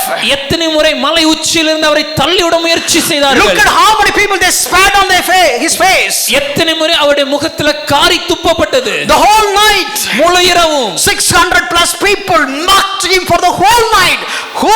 the Son of God. 600க்கும் அதிகமான ஜனங்கள் அந்த இரவு முழுவதும் அவரை காரி துப்புனாங்களே. யாரையா துப்புனாங்க? தேவகுமாரனை. Stand for it. தைரியமா நில்லுங்க. Rise up. எழும்புங்க. Rise up. எழும்புங்க. That is where the first mission getting birth, because of such a son of encouragement. இப்படிப்பட்ட இடத்துல தான், இப்படிப்பட்ட ஆறுதலின் மகன் கூறின காரியங்கள் நடந்த இடத்துல தான் முதல் மிஷனரி பிரயாணம் உதயமானது. Acts 4:37. அப்போஸ்தலர் 4:37. He is a man of generosity. அவர் அதிகமாக உதாரத்துவமாக கொடுக்கிறவர். See, there was a mother who took her children for a show, for a movie. ஒரு தாயார் இருந்தாங்க. அவங்களுடைய பிள்ளைகளை ஒரு சினிமாக்கு, ஒரு படம் பார்க்க கூட்டி செஞ்சாங்க. Two little ones. ரெண்டு சின்ன பிள்ளைங்க. And she took her for a movie. அந்த ரெண்டு பேரையும் ஒரு படம் பார்க்க அழைத்து செஞ்சாங்க. And the two little ones are just watching. Her mom took money from the person getting the ticket from the counter. அந்த ரெண்டு பேருமே பார்க்கறாங்க. அவங்க அம்மா அவங்க பணப்பையில இருந்து பர்ஸ்ல இருந்து பணத்தை எடுத்து அந்த டிக்கெட்டை வாங்குறத. And she has given a couple of 500s and got the ticket. ஒரு 500 ரூபாய் தாளை கொடுத்து அதுக்கான டிக்கெட்டை வாங்கி கொண்டாங்க. And they enjoyed the show. அப்ப அவங்க போறாங்க. அந்த படத்தை நல்லா என்ஜாய் பண்ணாங்க. And Sunday has come. இப்போ ஞாயிறு வந்தது. That is secular Christian, this sacred Christians. அது அன்னைக்கு போனது வலகத்துக்கு அடுத்த கிறிஸ்தவர்கள். ஞாயிறுக்குனா ஞாயிறு கிறிஸ்தவரா மாறிடுவோம். They came to the church. சபைக்கு வராங்க. And there was offering time. அப்போ அங்க காணிக்கை கொடுக்கிற நேரம். And immediately the mom is calling the kids. Come here. அந்த அம்மா அந்த பிள்ளைங்களை வாங்கன்னு கூப்பிட்டாங்க. When the bag is passed by. அந்த காணிக்கை பெட்டி அவங்க கிட்ட வரும்போது immediately she has taken a couple of coins and give it to them and put it there. உடனே அவங்க பர்ஸ்ல இருந்து 2 காயின்ஸ் அப்படி சில்லறைகளை எடுத்து அவங்க கையில கொடுத்தாங்க. She has given the coins. அந்த காயின்ஸ் அவங்க கையில கொடுத்து and ask them to put it. அத அந்த ஆஃபரிங் பேக்ல போட சொன்னாங்க. Both of them put it. அந்த ரெண்டு குழந்தைகளும் போட்டாங்க. And the basket is being passed. இப்போ அந்த காணிக்கை பெட்டி அவங்களை தாண்டி அடுத்த பேருக்கு கொடுக்கப்பட்டாச்சு. Once the church is over. அந்த சபை முடிஞ்ச போது both the kids came out. அந்த ரெண்டு பிள்ளைங்களும் வெளியே வந்து looked at the mother. அவங்க அம்மாவை பார்த்து mother அம்மா, church is cheaper than the theater. அந்த திரையரங்க விடவும் சர்ச் ரொம்ப சீப்பா தான் இருக்கு. very cheap. இது ரொம்ப கம்மி தான் காசு. 2.5 hours. 2.5 மணி நேரம். just a couple of coins. கொஞ்சம் சில்லறை பணம் கொடுத்தா போதுமா? but there 1.5 hours. அங்க 1.5 மணி நேரத்துக்கு couple of 500 bucks. 500 ரூபாய் தாளு. mom, church is cheaper. Church ரொம்ப சீப்பையா. I'm not talking about us. நம்மள குறித்து நான் பேசல. This is not about money. ஐயா, இது பணத்தை குறித்த காரியம் அல்ல. Your priority. உங்களுடைய வாழ்க்கையில் முதன்மையானவை எவை என்பதை. Your generosity when it comes to time. நேரத்துல நீங்க எவ்வளவு உதாரத்துவமா இருக்கிறீங்க. Your generosity when it comes to giving. கொடுப்பதில் எவ்வளவு உதாரத்துவமா இருக்கிறீங்க. Your generosity when you are loving. மற்றவர்களை நேசிப்பதில் எவ்வளவு உதாரத்துவமா இருக்கிறீங்க. Your generosity when it comes to caring. மற்றவர்களை கவனிப்பதில் உதாரத்துவம். Your generosity when it comes to longing to be here. மற்றவருடைய காரியங்களை கேட்கிறதுல சொல்றதுல ஒரு உதாரத்துவம். And your generosity when it comes to priority. உங்க வாழ்க்கையில் முதன்மையான காரியங்களில் ஒரு உதார குணம். To the church. சபைக்கு அடுத்த காரியங்கள்ல. So look at this man of generosity. உதாரத்துவம் குணம் கொண்ட இந்த மனிதனை பாருங்க. What is the special when it comes to this guy? ஐயா, இந்த மனுஷன் அப்படி என்னையா சிறப்பு? We all know that he sold his property and put it at the feet of the apostle Peter. நம்ம எல்லாரும் அறிந்திருக்கிறபடி அவர் தனக்கு உண்டான நிலத்தை விற்று அந்த கிரயத்தை அப்போஸ்தலர் பாதத்துல வைத்தார். Oh, I know the story. What is all about that? ஐயா, எனக்கு இந்த கதை தெரியும். இதுல என்ன இருக்கு? But let me give some insights to make you to think. ஆனா அந்த கதையில ஒரு சில காரியங்களை நீங்க யோசிப்பதற்காக சொல்ல விரும்புறேன். This guy was a Levite. இந்த மனிதன் ஒரு லேவி கோத்திரத்தை சேர்ந்தவன். Levite, they should not have their own land. Levi கோத்திரத்தில் உள்ள யாருமே அவர்களுக்கு சொந்தமாக நிலத்தை வைத்திருக்க முடியாது. They cannot own a property. அந்த நிலத்தை சொந்தமா வச்சிருக்க முடியாது. If you read Numbers chapter 18:20, என்னாகமம் 18ஆம் அதிகாரம் 20வது வசனம், and Numbers 18:24, என்னாகமம் 18ஆம் அதிகாரம் 24வது வசனம், Deuteronomy 10:9, உபாகமம் 10ஆம் அதிகாரம் 9வது வசனம், if you are from a Levite tribe, you cannot have a land on your name. உங்க பேர்ல நீங்க ஒரு லேவியரா இருந்தீங்கன்னா உங்க பேர்ல நீங்க சொந்தமா நிலத்தை வாங்க முடியாது. Which means a Levite cannot purchase a land inside Israel. அப்படின்னா அதுக்கு அர்த்தம் என்னன்னா, இந்த இஸ்ரேல் தேசத்திற்குள்ள ஒரு லேவியனால ஒரு இடத்தை வாங்க முடியாது. In fact, I mean, their forefathers have some certain land. அவங்களுடைய மூதாதையருக்கு ஒரு சில இடங்கள் கொடுக்கப்பட்டது. But even that land it cannot be sold, or it cannot be not give for lease or whatever it is. ஆனால் முற்பிதாக்களுக்கு கொடுக்கப்பட்ட அந்த இடத்தை நீங்க விற்கவோ இல்ல அதுல ஒரு குத்தகைக்கு விடவோ இப்படிப்பட்ட காரியங்களை செய்ய முடியாது. Leviticus 25:34. இத லேவியராகவும் 25:34 வாசிக்கிறோம். Then what land he have sold? அப்படினா இவர் விற்ற நிலம் என்ன நிலம்? See, scholar says they may not have followed or no might have followed. அதை வேத ஆராய்ச்சியாளர் சொல்லும்போது ஒருவேளை இந்த கலாச்சாரத்தை அவர்கள் பின்பற்றி இருக்கலாம், பின்பற்றாமலும் இருந்திருக்கலாம். But there is a clue. ஆனா அங்க ஒரு க்ளூ இருக்கு. This guy is coming from Cyprus. இந்த மனிதன் சீப்ரு தீவை சேர்ந்தவன். So they believed he has got married from Cyprus. அப்ப அவங்க என்ன நினைக்கிறாங்கன்னா, சீப்ரு தேசத்துல இவருக்கு ஒருவேளை திருமணமாகி இருக்க வேண்டும். So whenever you have the wedding, they'll give the gift as land. ஆகவே அந்நாட்களிலே திருமணமாகும்போது அந்த திருமணத்திற்கு பரிசாக ஒரு நிலத்தை கொடுப்பாங்க. You cannot give it from Israel. Israel தேசத்துல உங்களால கொடுக்க முடியாது. Because you cannot register the land. The registrar will say you are Levite. Okay, I cannot register it. ஏன்னா இஸ்ரேல் தேசத்துல ஒரு லேவியனால அந்த இடத்தை பத்திரப்பதிவு செய்ய முடியாது. பத்திரப்பதிவு செய்யும் போதே அப்பா நீ லேவியன்ல உன் பேர்ல எழுத முடியாதுன்னு சொல்லிடுவாங்க. Surely he would have purchased the land in Cyprus. ஆகவே இந்த இடம் நிச்சயமாகவே சீப்ரு தீவுல தான் இருந்திருக்க வேண்டும். Let me talk about the Cyprus land, Cyprus island. அந்த சீப்ரு தீவை குறித்து பேசுறேனே. Third largest island in the entire Mediterranean Sea. அந்த மத்திய தரைக்கடல் பகுதிகளிலே மூன்றாவது மிகப்பெரிய தீவு இதுதான். Extremely fertile. அது மிகவும் செழிப்பான ஒரு இடம். Abounding in wine. அது திராட்சைரசத்தால் நிரம்பின ஒரு இடம். Abounding in for honey. அது தேனால நிரம்பின ஒரு இடம். For oil. அது எண்ணெயினாலே. For wool. அது wool clothing wool. wool clothing ஆட்டு தோல்களால் நிரம்பின ஒரு இடம். It is famous for its fruits and flowers. அவங்களுடைய போஜனத்திற்கும் அவர்களுடைய தாவரங்களுக்கும் பெயர் போன ஒரு இடம். If somebody is coming to meet Herod, ஒருவேளை யாராவது ஏரோதை பார்க்க வந்தாங்கன்னா they will bring fruits and flowers from Cyprus. இந்த சீப்ரு தீவில் இருந்து தான் பழங்களையும் காய்கறிகளையும் வாங்கி கொண்டு வருவார்கள். Now this man sold that land and put the money at the feet of apostles. ஆனா இந்த மனிதர் இப்படிப்பட்ட இடத்துல இருக்கக்கூடிய தன்னுடைய நிலத்தை தான் விற்று அப்போஸ்தலரின் பாதத்தருகே வைக்கிறார். Let me tell you the spirit-filled Christians today. இன்னைக்கு பரிசுத்த ஆவியினால் நிரம்பின கிறிஸ்தவர்கள் எப்படி இருக்காங்க நான் சொல்றேனே. There is a church. சபை இருக்கு. I know now everybody will attentively listen. What is that? இப்ப எல்லாரும் ரொம்ப ஆர்வமா கவனிப்பீங்க என்ன சொல்ல போறேன்னு. There is a mega church. பட்டணத்துல ஒரு மிகப்பெரிய ஒரு சபை இருக்கு.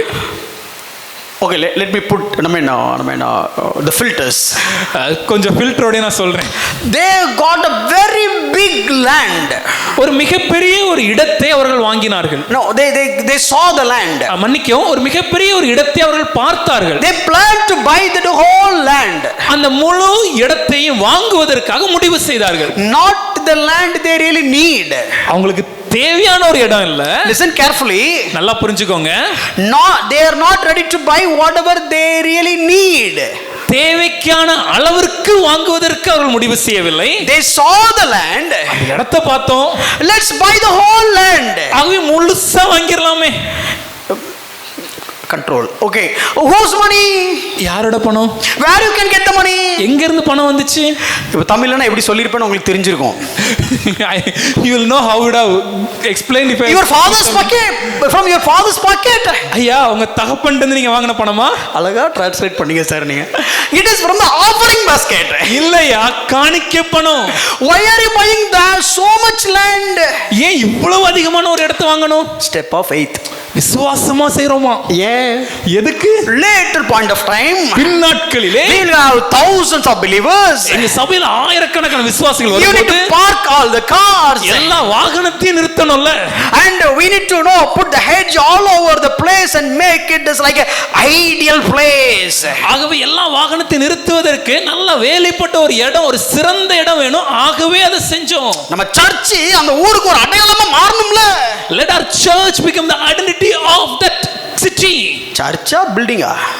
Whether it is the church of God or it is the building. சர்ச்னா நீங்க sir. If it is about the church, then it is you. If you are filled by the Holy Spirit, you should become an identity of the place, not the building that you have become the identity of the place. I'm not talking about anybody in particular. Please don't mistake me. ஐயா, ஒருவர் பரிசுத்த ஆவியினால் நிரம்பினார் என்றால் அந்த மனிதரே கிறிஸ்துவின் அடையாளமாக அந்த பட்டணத்தில் மாற வேண்டும். ஒரு கட்டிடம் அல்ல. நான் யாரை குறிச்சு இங்க தனிப்பட்ட முறையில் சொல்லல, தப்பா எடுத்துக்காதீங்க. But it's true story. ஆனா நான் சொன்னது உண்மையான ஒரு சம்பவம். So they put a wonderful strategy. அதுக்கு அருமையான ஒரு வியூகம் வகுத்தாங்க. You know what they did? என்ன பண்ணாங்க? They call all the believers. எல்லா விசுவாசிகளையும் அழைத்து, And I believe they would have preached from Barnabas. நினைக்கிறேன் ஒருவேளை பர்னபாஸ் இருந்து கூட அவங்க இன்னைக்கு பிரசங்கித்திருக்கலாம். Give me all your land documents. உங்க எல்லாருடைய நிலப்பத்திரத்தை என்கிட்ட கொடுங்க. You just give all the land documents. உங்களுக்கு இருக்கிற எல்லா நிலப்பத்திரத்தை என்கிட்ட கொடுங்க. We are going to buy the land for our church. சபைக்குன்னு ஒரு நிலத்தை வாங்க போறோம். This is not my church. இது என்ன சபை அல்ல. This is God's church. இது தேவனுடைய சபை. The church of Jesus Christ. இயேசு கிறிஸ்துவின் சபை. We need to buy the land. நாம் அதற்கு ஒரு இடத்தை வாங்க வேண்டும். Look at that akka is suffering coming from that place.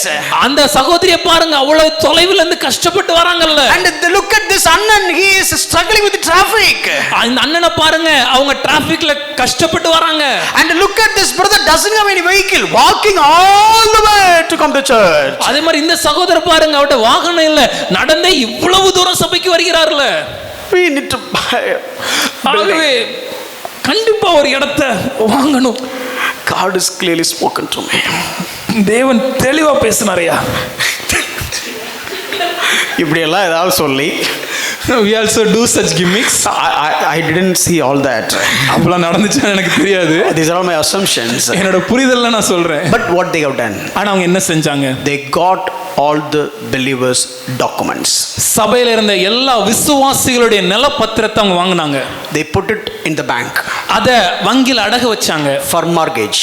அத அடகு வச்சு get lakhs and lakhs of money. லட்சக்கணக்கான பணத்தை பெற்று, I don't want to mention it as crores, but lakhs and lakhs of money. அத கோடி நான் சொல்ல விரும்பல, லட்சக்கணக்கான பணத்தை பெற்றார்கள். They buy the entire land. அந்த முழு இடத்தையும் சபைக்காக வாங்கினார்கள். And they divide into two. அத ரெண்டா பிரிச்சாங்க.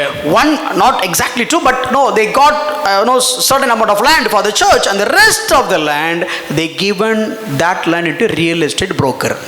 அவ்வளவு நிறைய இடத்தை வாங்கி அதுல ஒரு பகுதியை சபை பேர்ல ரெஜிஸ்டர் பண்ணிட்டு மீதி இடத்தை ரியல் எஸ்டேட் பண்ற நிலம் விற்க வாங்குறதுக்கு கொடுக்கிற அந்த புரோக்கர் கையில கொடுத்தாங்க. Look at how smart these days men of God. இதை பாருங்க எவ்வளவு தந்திரமா இன்னைக்கு தேவ மனிதர்கள் வேலை செய்றாங்க. Spirit filled wisdom it seems they claimed. ஆனா கேட்ட சொல்ற காரியம் பரிசுத்த ஆவியானவர் நிரம்புறதுனால வந்த ஞானமா. I am not criticizing. அவர்களை தப்பு குறை சொல்லவில்லை. Truth is the truth. ஆனா சத்தியம் சத்தியம் தான். If it is right, then it is right. வேதத்தின்படி அது சரினா அது சரி. You know what they did? அவங்க என்ன செஞ்சாங்க? They sold the rest of the places for crores. அந்த மீதி இருக்கிற இடத்தை real எஸ்டேட்ல கோடிகளுக்கு விற்றார்கள். And they redeemed all the documents. அந்த பணத்தை கொண்டு அந்த வங்கியில் அடகு வைக்கப்பட்ட எல்லா நில பத்திரங்களை அவங்க மீட்டெடுத்தாங்க. Given back to the document. இப்போ விசுவாசிகள்ட்ட அதை கொடுத்துட்டாங்க. My point is, இப்போ என் கேள்வி என்னன்னா, what about the money you got the profit? அப்ப அங்க லாபம் கொஞ்சம் வந்துச்சுல, அதை என்னையா பண்ணீங்க? என்ன பண்ணீங்க? என்ன பண்ணிருப்பாங்க? What would they have done? நீங்க சொல்லுங்க, என்ன பண்ணிருப்பாங்க? சர்ச் கட்டினாங்க. அல்லேலூயா. They built the church. Look at how they done all the malpractice and get the money, and how the early church is being operated. Both of us claimed that we are being filled by the Holy Spirit. இன்று இவ்வளவு தந்திரமாக கீழ்த்தரமா செயல்பட்டு பணத்தை எப்படி பெற்றுக்கொள்கிறோம், ஆனா அதே நேரத்தில் ஆதி திருச்சபையில எப்படி பணத்தை காணிக்கைகளாக பெற்றுக்கொண்டாங்க. ரெண்டு பேரும் சொல்றது பரிசுத்த ஆவியினால் நிரம்பணும்னு, ஆனா வேதத்துல இருந்து எவ்வளவு பின்வாங்கி இருக்கிறோம் நம்ம புரிஞ்சுக்கணும். See, today this kind of living doesn't cease to exist. இன்னைக்கு ஆதி திருச்சபையில காணப்பட்ட அப்படிப்பட்ட ஒரு வாழ்க்கை முறை காணாமல் போய்விட்டது. So what I meant is, selling everything and giving to the church and asking them to share together, that kind of living cease to exist, because you don't see anywhere in the Bible after that. நான் என்ன சொல்ல வரேன்னா, தனக்குண்டான எல்லாவற்றையும் விற்று அப்போஸ்தலர்கிட்ட கொடுத்து எல்லாருக்கும் சரிசமமாக பிரித்து கொடுக்கிற ஒரு காரியம் இன்று இல்லை. இதன் பின்பாக வேதத்தில் இப்படிப்பட்ட ஒரு காரியம் நடந்ததா நம்ம இங்க வாசிக்கவும் இல்லை. If somebody comes to show you chapter Acts 4 and telling you that okay, you need to sell your property and give it to the church, don't believe that practice has not advised or not emphasized by any of the apostles, that cease to exist. ஐயா, யாராவது ஒருவர் வந்து இந்த அப்போஸ்தலர் 4 அதிகாரத்தை காமிச்சு இந்த அதிகாரத்தில் இப்படி சொல்லியிருக்கிறபடி உங்க நிலத்தை விற்று எங்கள்கிட்ட கொடுங்க அப்படின்னு சொன்னாங்கன்னா தயவு செய்து நம்பாதீங்க. ஏன்னா வேதத்துல இதற்கு பின்பாக இப்படிப்பட்ட ஒரு காரியம் நடந்ததுக்கான அடையாளம் இல்லை. எந்த அப்போஸ்தலரும் இந்த காரியத்தை அறிவுறுத்தவும் இல்லை. You are in safe hands. பாதுகாப்பான இடத்துல நீங்க இருக்கிறீங்க. We will not ask your documents. நாங்க கேட்க போறது இல்ல. And we will tell you that don't give your documents to anybody. அதே போல யார் கேட்டாலும் கொடுக்கவும் செய்யாதீங்க. But what is the key? ஆனா இங்க முக்கியமான காரியம் என்ன? The key is spirit of love and sharing. இங்க முக்கியம் என்னன்னா, அன்பினாலே நிரப்பப்படுவதும் மற்றவர்களுக்கு உதாரத்துவமாய் கொடுக்கிற ஆவியினால் நிரப்பப்படுவதும். Do you have that spirit of love and sharing? ஐயா, இப்படிப்பட்ட அன்பும் உதாரத்துவமாய் கொடுக்கிற ஒரு ஆவியினால நம்ம நிரம்பி இருக்கிறோம். We dealt this a little bit in the Bible study. இத கொஞ்சம் நம்ம ஏற்கனவே வேத ஆராய்ச்சி அந்த நாட்கள்ல படிக்கும்போது பார்த்தோம். So for example, if he is the Barnabas, ஒரு உதாரணத்துக்கு இப்ப என்ன பர்னபானை வைத்துக் கொள்ளுங்க. he sold his property இப்ப நிலத்தை வித்துட்டேன் and giving millions of dollars at the feet of apostle. அப்போஸ்தலர் கால்கள்ல ஒரு கோடிக்கணக்கான பணத்தை கொடுக்கிறேன். And I am the guy who is just like a kind of a beggar. அதே நேரத்தில் போதகர் ஒரு பிச்சைக்காரன் மாதிரி வச்சுக்கோங்க. I accepted Jesus Christ. இயேசு ஏற்றுக்கொண்டார். And coming to church. சபைக்கு வருகிறார். I don't have the dwelling place. ஆனா தங்குவதற்கு ஒரு இடம் இல்லை. And the Peter is taking money from the money whatever he has given, and he has taken the money and give it to me, saying that Pushparaj, go and have a good house. அப்ப அந்த இடத்துல பேதுரு என்ன செய்திருக்க வேண்டும் என்றால், பர்னபாவோட அந்த கிடைத்த அந்த பணத்தை எடுத்து புஷ்பராஜ் ஐயா கிட்ட கொடுத்து, ஐயா நீங்க போய் ஒரு வீடை கட்டி வாழுங்கன்னு சொல்லிருப்பாங்க. Barnabas' wife would have looked at me. பர்னபாவோட மனைவி அப்படியே அந்த ஐயா பார்த்திருக்கணும். We sold our property and we became sojourners or paradesi, but this paradesi became a house owner. How come it is? ஐயா, ஐஸ்வர்யவான்களா இருந்த நாம எல்லாத்தையும் வித்து கொடுத்து இப்போ நாடோடி பரதேசியா மாறிட்டோம். ஆனா பரதேசியா வந்தவனுக்கு இப்பொழுது வாசஸ்தலம் உண்டாயிற்று. They didn't think that. அப்பெல்லாம் அவங்க யோசிக்கலங்க. Spirit of love. அன்பின் ஆவியினால் நிறைந்தவர்கள். I know one pastor in Chennai. எனக்கு சென்னையில ஒரு போதகரை தெரியும். Very old man. மிகவும் வயதானவர். Very respected man. Now he is no more. மிகவும் எல்லாராலும் மதிக்கப்பட்டவர். இப்பொழுது அவர் கர்த்தருக்குள் நித்திரையடைந்தார். He went to be with the Lord. தேவன் கர்த்தருக்குள் நித்திரையடைந்தார். And he has a small, kind of a writing desk, writing table or whatever it is. அவர்கிட்ட ஒரு சின்ன ஒரு எழுதக்கூடிய ஒரு மேஜை இருக்கும், சின்னது ஒரு மேஜை. He is simply sitting on the floor and write and study. அப்படி கீழே உட்கார்ந்து அந்த மேஜை முன்னாடி வைத்துக்கொண்டு அதில் தான் படித்து வேதத்தை படித்து எழுதி கொண்டிருப்பார். And one day a man came and just having good amount of money. ஒரு நாள் ஒரு மனிதர் வந்தார், ஒரு நல்ல ஒரு கணிசமான ஒரு தொகையை கொண்டு வந்தார். He just given to the pastor as offering. அதை போதகரிடத்துல காணிக்கையாக கொடுத்தார். He simply received it. அந்த போதகர் அதை வாங்கி and put it in the drawer. அதை கீழே அப்படியே டிராயர்ல வச்சிருந்தாங்க. And he started, praise God, and he started writing. கர்த்தருக்கு ஸ்தோத்திரம் சொல்லிட்டு மறுபடியும் எழுத ஆரம்பித்தார். And this guy was about to leave. அந்த மனிதர் கிளம்ப முன்பாக there was a poor lady who came and approached the pastor. ஒரு வயதான ஒரு ஏழ்மையான ஒரு தாயார் அங்க வந்தாங்க. She was talking about head problems. அவங்க தங்களுடைய தேவைகளை பிரச்சனைகளை குறித்து சொல்லிட்டு இருந்தாங்க. This man was watching. அப்ப இந்த மனிதர் இங்க பார்த்துட்டு தான் இருக்காரு. He was simply writing and hearing all good problems. அவர் எழுதி கொண்டே அந்த தாயார் சொல்ற எல்லாத்தையும் அப்படி கேட்டு கொண்டிருந்தாங்க. Okay ma, we'll pray. சரிமா, நம்ம ஜெபிப்போம். Come here. அவங்க வர சொன்னாங்க. Take that back. அந்த பணப்பை எடுத்து give it to her. அப்படியே அவங்க கையில கொடுத்து go in peace. சமாதானத்தோட போய் வாருங்க. That man got irritated. அது கொடுத்த அந்த மனுஷன் இப்ப கோவம் உண்டாயிடுச்சு. How come you do that? அந்த எரிச்சலை எப்படியா நீங்க You know how much money it is? எவ்வளவு பணம் தெரியுமா? I don't care. எனக்கு தெரியாது, எனக்கு தெரியணும் அவசியம் I இல்ல. don't care how much you have given. எவ்வளவு கொடுத்தங்கறத நான் அறிந்து கொள்ள எனக்கு அவசியம் இல்ல. Why are you giving to that poor lady? எதுக்கு அந்த வயதான அம்மாக்கு கொடுத்தீங்க? I don't care. எனக்கு அத குறித்து கவலை இல்ல. You have given it to God. நீ தேவனுக்கு கொடுத்த, And God has given to her. தேவன் அந்த அம்மாவுக்கு கொடுத்தாங்க. That's it. அவ்வளவுதான். That is the spirit of love. இதுதான் அன்பினாலே நிரப்பப்பட்ட ஆவியுடையவர் செயல்படுவது. If you are filled by the Holy Spirit, you need to have such kind of love. பரிசுத்த ஆவியினாலே நிரம்பினீர்கள் என்றால் இப்படிப்பட்ட அன்பு காணப்பட வேண்டும். Do you have that love? ஐயா, இந்த அன்பு இருக்குதா?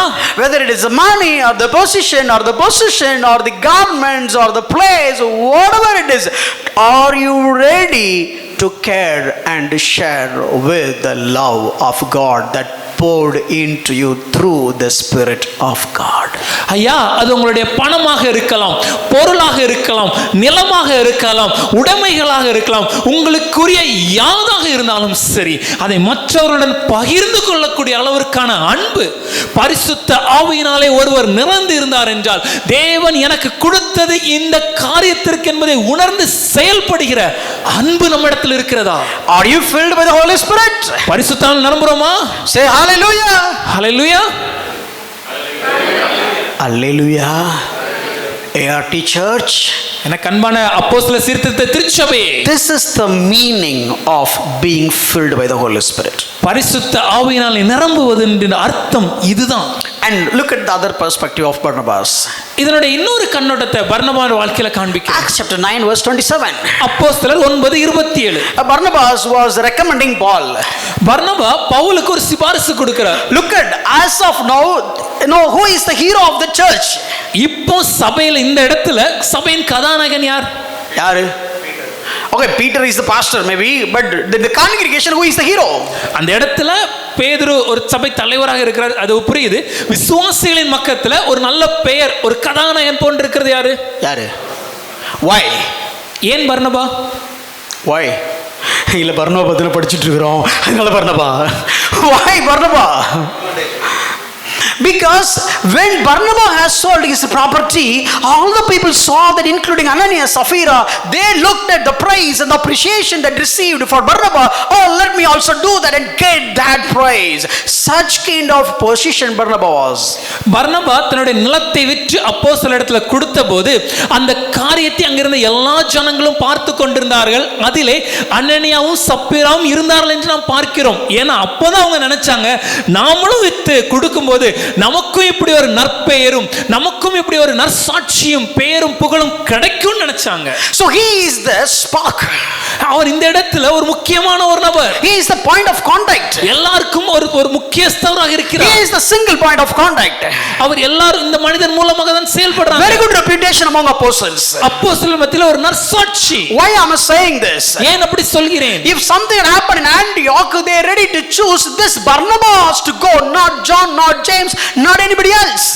அந்தியோக பட்டணத்தில் ஒரு வித்தியாசமான காரியங்கள் நடைபெறுகிறது என்பதை கேட்டபோது அப்போஸ்தலர்கள் இந்த பர்னபாவை தான் தேர்ந்தெடுத்து அனுப்பினார்கள். ஒரு யோவானையோ ஒரு மார்க்கையோ அனுப்பவில்லையே.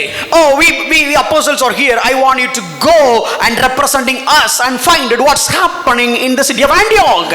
அப்போஸ்தலராகிய நாங்கள் இங்கே இருக்கிறோம், ஆகவே பர்னபாவை எங்களை பிரதிபலித்து எங்களிடத்தில் ஒரு தூதுவராக நீர் சென்று அங்கு என்ன நடக்கிறது என்பதை கண்டறிந்து எங்களிடத்திலிருந்து சென்று பார்த்துட்டு வரணும் அனுப்பிச்சு வச்சாங்க.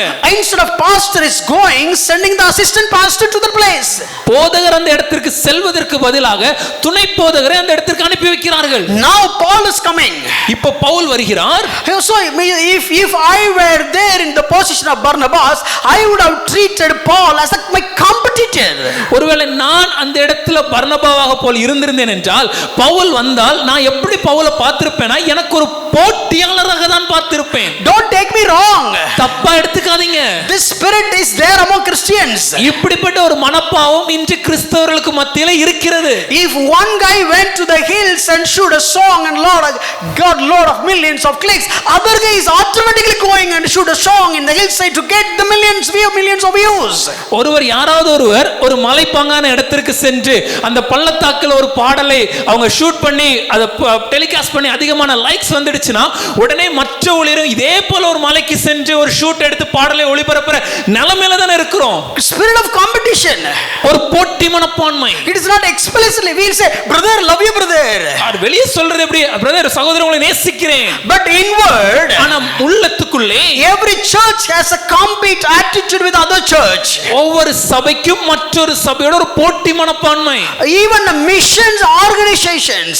மிஷனரி ஸ்தாபனங்களும் விதிவிலக்கல்ல. Let me tell you the truth. It's a pathetic truth but truth. ஒரு கேவலமான உண்மை ஆனா அது உண்மை நான் சொல்றேன். If you left one mission organization and if you serve in other mission organization, this mission organization sending letters to other organizations saying that why do you recruit this person whom he had left us? ஒருவேளை ஒருவர் ஒரு mission ஸ்தாபனத்திலிருந்து விலகி வேறொரு mission ஸ்தாபனத்தோடு இணைந்து ஊழியம் செய்ய ஆரம்பித்தார் என்றால் அந்த எந்த ஸ்தாபனத்திலிருந்து அவர் வெளிவந்தாரோ அந்த ஸ்தாபனம் இந்த இரண்டாவது இருக்கிற ஸ்தாபனத்துக்கு கடிதம் எழுதுகிறார்கள். எதற்காக எங்களை விட்டு சென்ற அந்த நபரை நீங்கள் எப்படி தேர்ந்தெடுக்கலாம் என்று. All are spirit filled persons. ஆனா கேட்டா எல்லாரும் பரிசுத்தாவினால் நிரம்புறவர்கள் சொல்றோம். ART எனக்கு அன்பான திருச்சபை, don't look at the church outside. வெளியே இருக்கும் சபைகளை பார்க்காதீர்கள். Look at the Bible. வேதத்தை பாருங்கள். Whoever may be the man of God. அந்த தேவ மனுஷன் யாரா இருந்தாலும். But let me tell you. ஒரு விஷயத்தை சொல்கிறேன். It is Bible is the only prototype or only specimen, only benchmark to see how to live a life that is being filled by the Holy Spirit. தேவன் நமக்கு கொடுத்திருக்கிற அந்த வேதாகமம் மாத்திரமே ஒரு மாதிரியாக, நமக்கு தேவன் கொடுத்திருக்கிற வேதாகமம் மாத்திரமே ஒரு தரத்தை நிர்ணயிக்கிற ஒரு உரைக்கல்லாக நமக்கு கொடுக்கப்பட்டிருக்கிறது. பரிசுத்த ஆவியினால் நிரம்பின மனிதனை வேதத்தோடு சோதித்து பாருங்கள். Barnabas is bringing Paul. வர்ணமா இப்பொழுது பவுலை அழைத்து வருகிறார். Use this guy.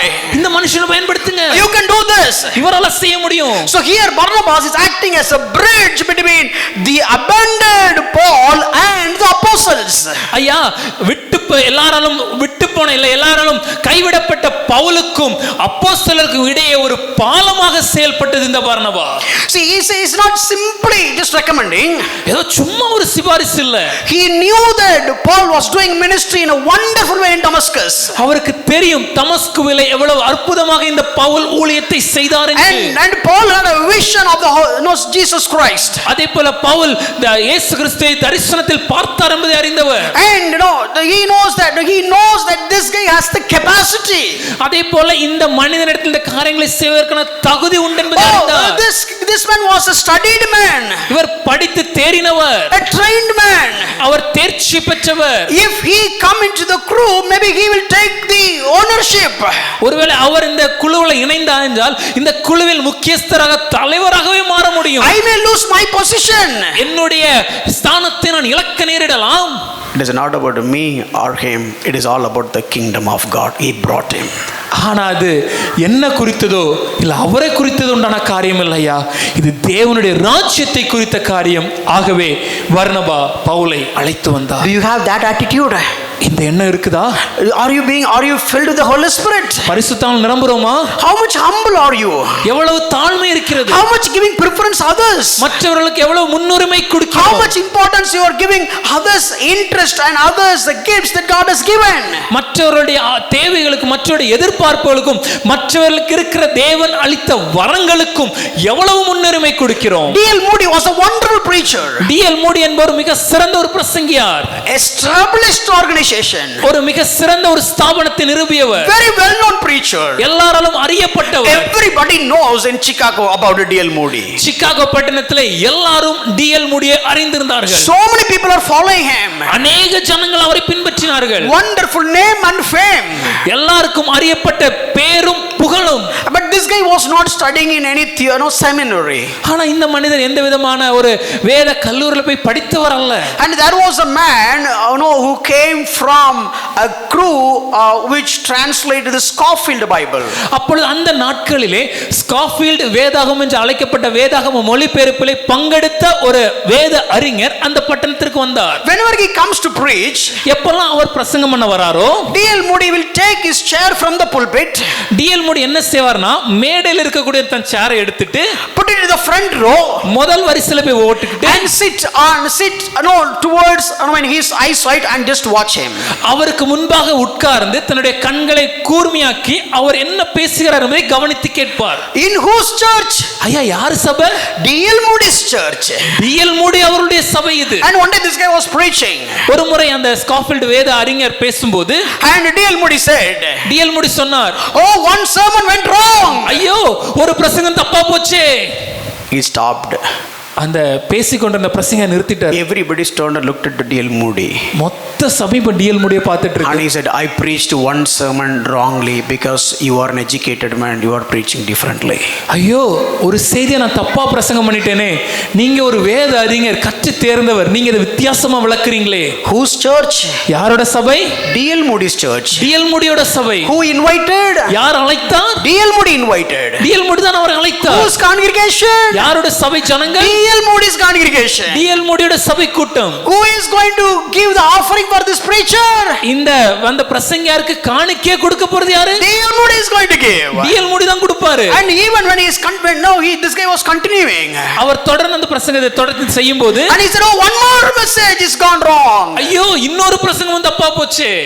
Look at the spirit-filled men's attitude.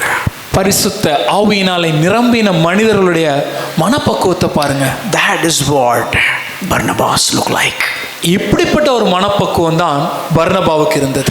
How many competition between Christians today? இன்னைக்கு நம்ம கிறிஸ்தவர்களுக்குள்ளேயே எத்தனை விதமான போட்டி. Simply Google all the names of denominations. நீங்க வேணா ட்ரை பண்ணி பாருங்க, கூகுள்ல எத்தனை விதமான சபை பிரிவுகள் இருக்குன்னு மட்டும் போட்டு பாருங்க. Even we have the competition in the names. அந்த சபை பிரிவுல இருக்கக்கூடிய பேர்ல கூட நமக்கு போட்டி. தப்பா நினைச்சுக்காதீங்க, truth. Don't take me wrong, ஆனா சத்தியம் இதுதான். ஸ்ரீ செட்டிநாடு மாவு, செட்டிநாடு மாவு. What is the difference?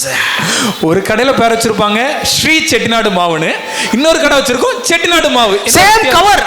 ஒரே colour cover. If you put the legal case, if you file the legal case, அதுக்கு ஒரு சட்ட வழக்கு நம்ம தொடர்ந்தோம்னா, hey, see, I don't have the Sri here. பாருங்க, அங்க ஸ்ரீ இருக்கு, இங்க ஸ்ரீ இல்ல. I am not talking about any denomination here. நான் எந்த சபை பிரிவை பத்தி இங்க சொல்லல. But basically, ஆனா competition attitude. போட்டி மனப்பான்மை. But when it comes to spirit filled, ஆனால் பரிசுத்த ஆவியினால் நிரம்பினவர்கள் giving preference to others. மற்றவர்களுக்கு முன்னுரிமை கொடுக்க வேண்டும். You find a talent in somewhere. ஒரு மனிதரிடத்தில் ஏதாவது ஒரு தாளந்தை பார்க்கும்போது, you find a grace in somewhere. ஒரு மனிதரிடத்தில் ஏதாவது கிருபை அறிந்து கொள்ளும்போது, whether that person is a senior or a junior or no efficient or inefficient, that doesn't matter.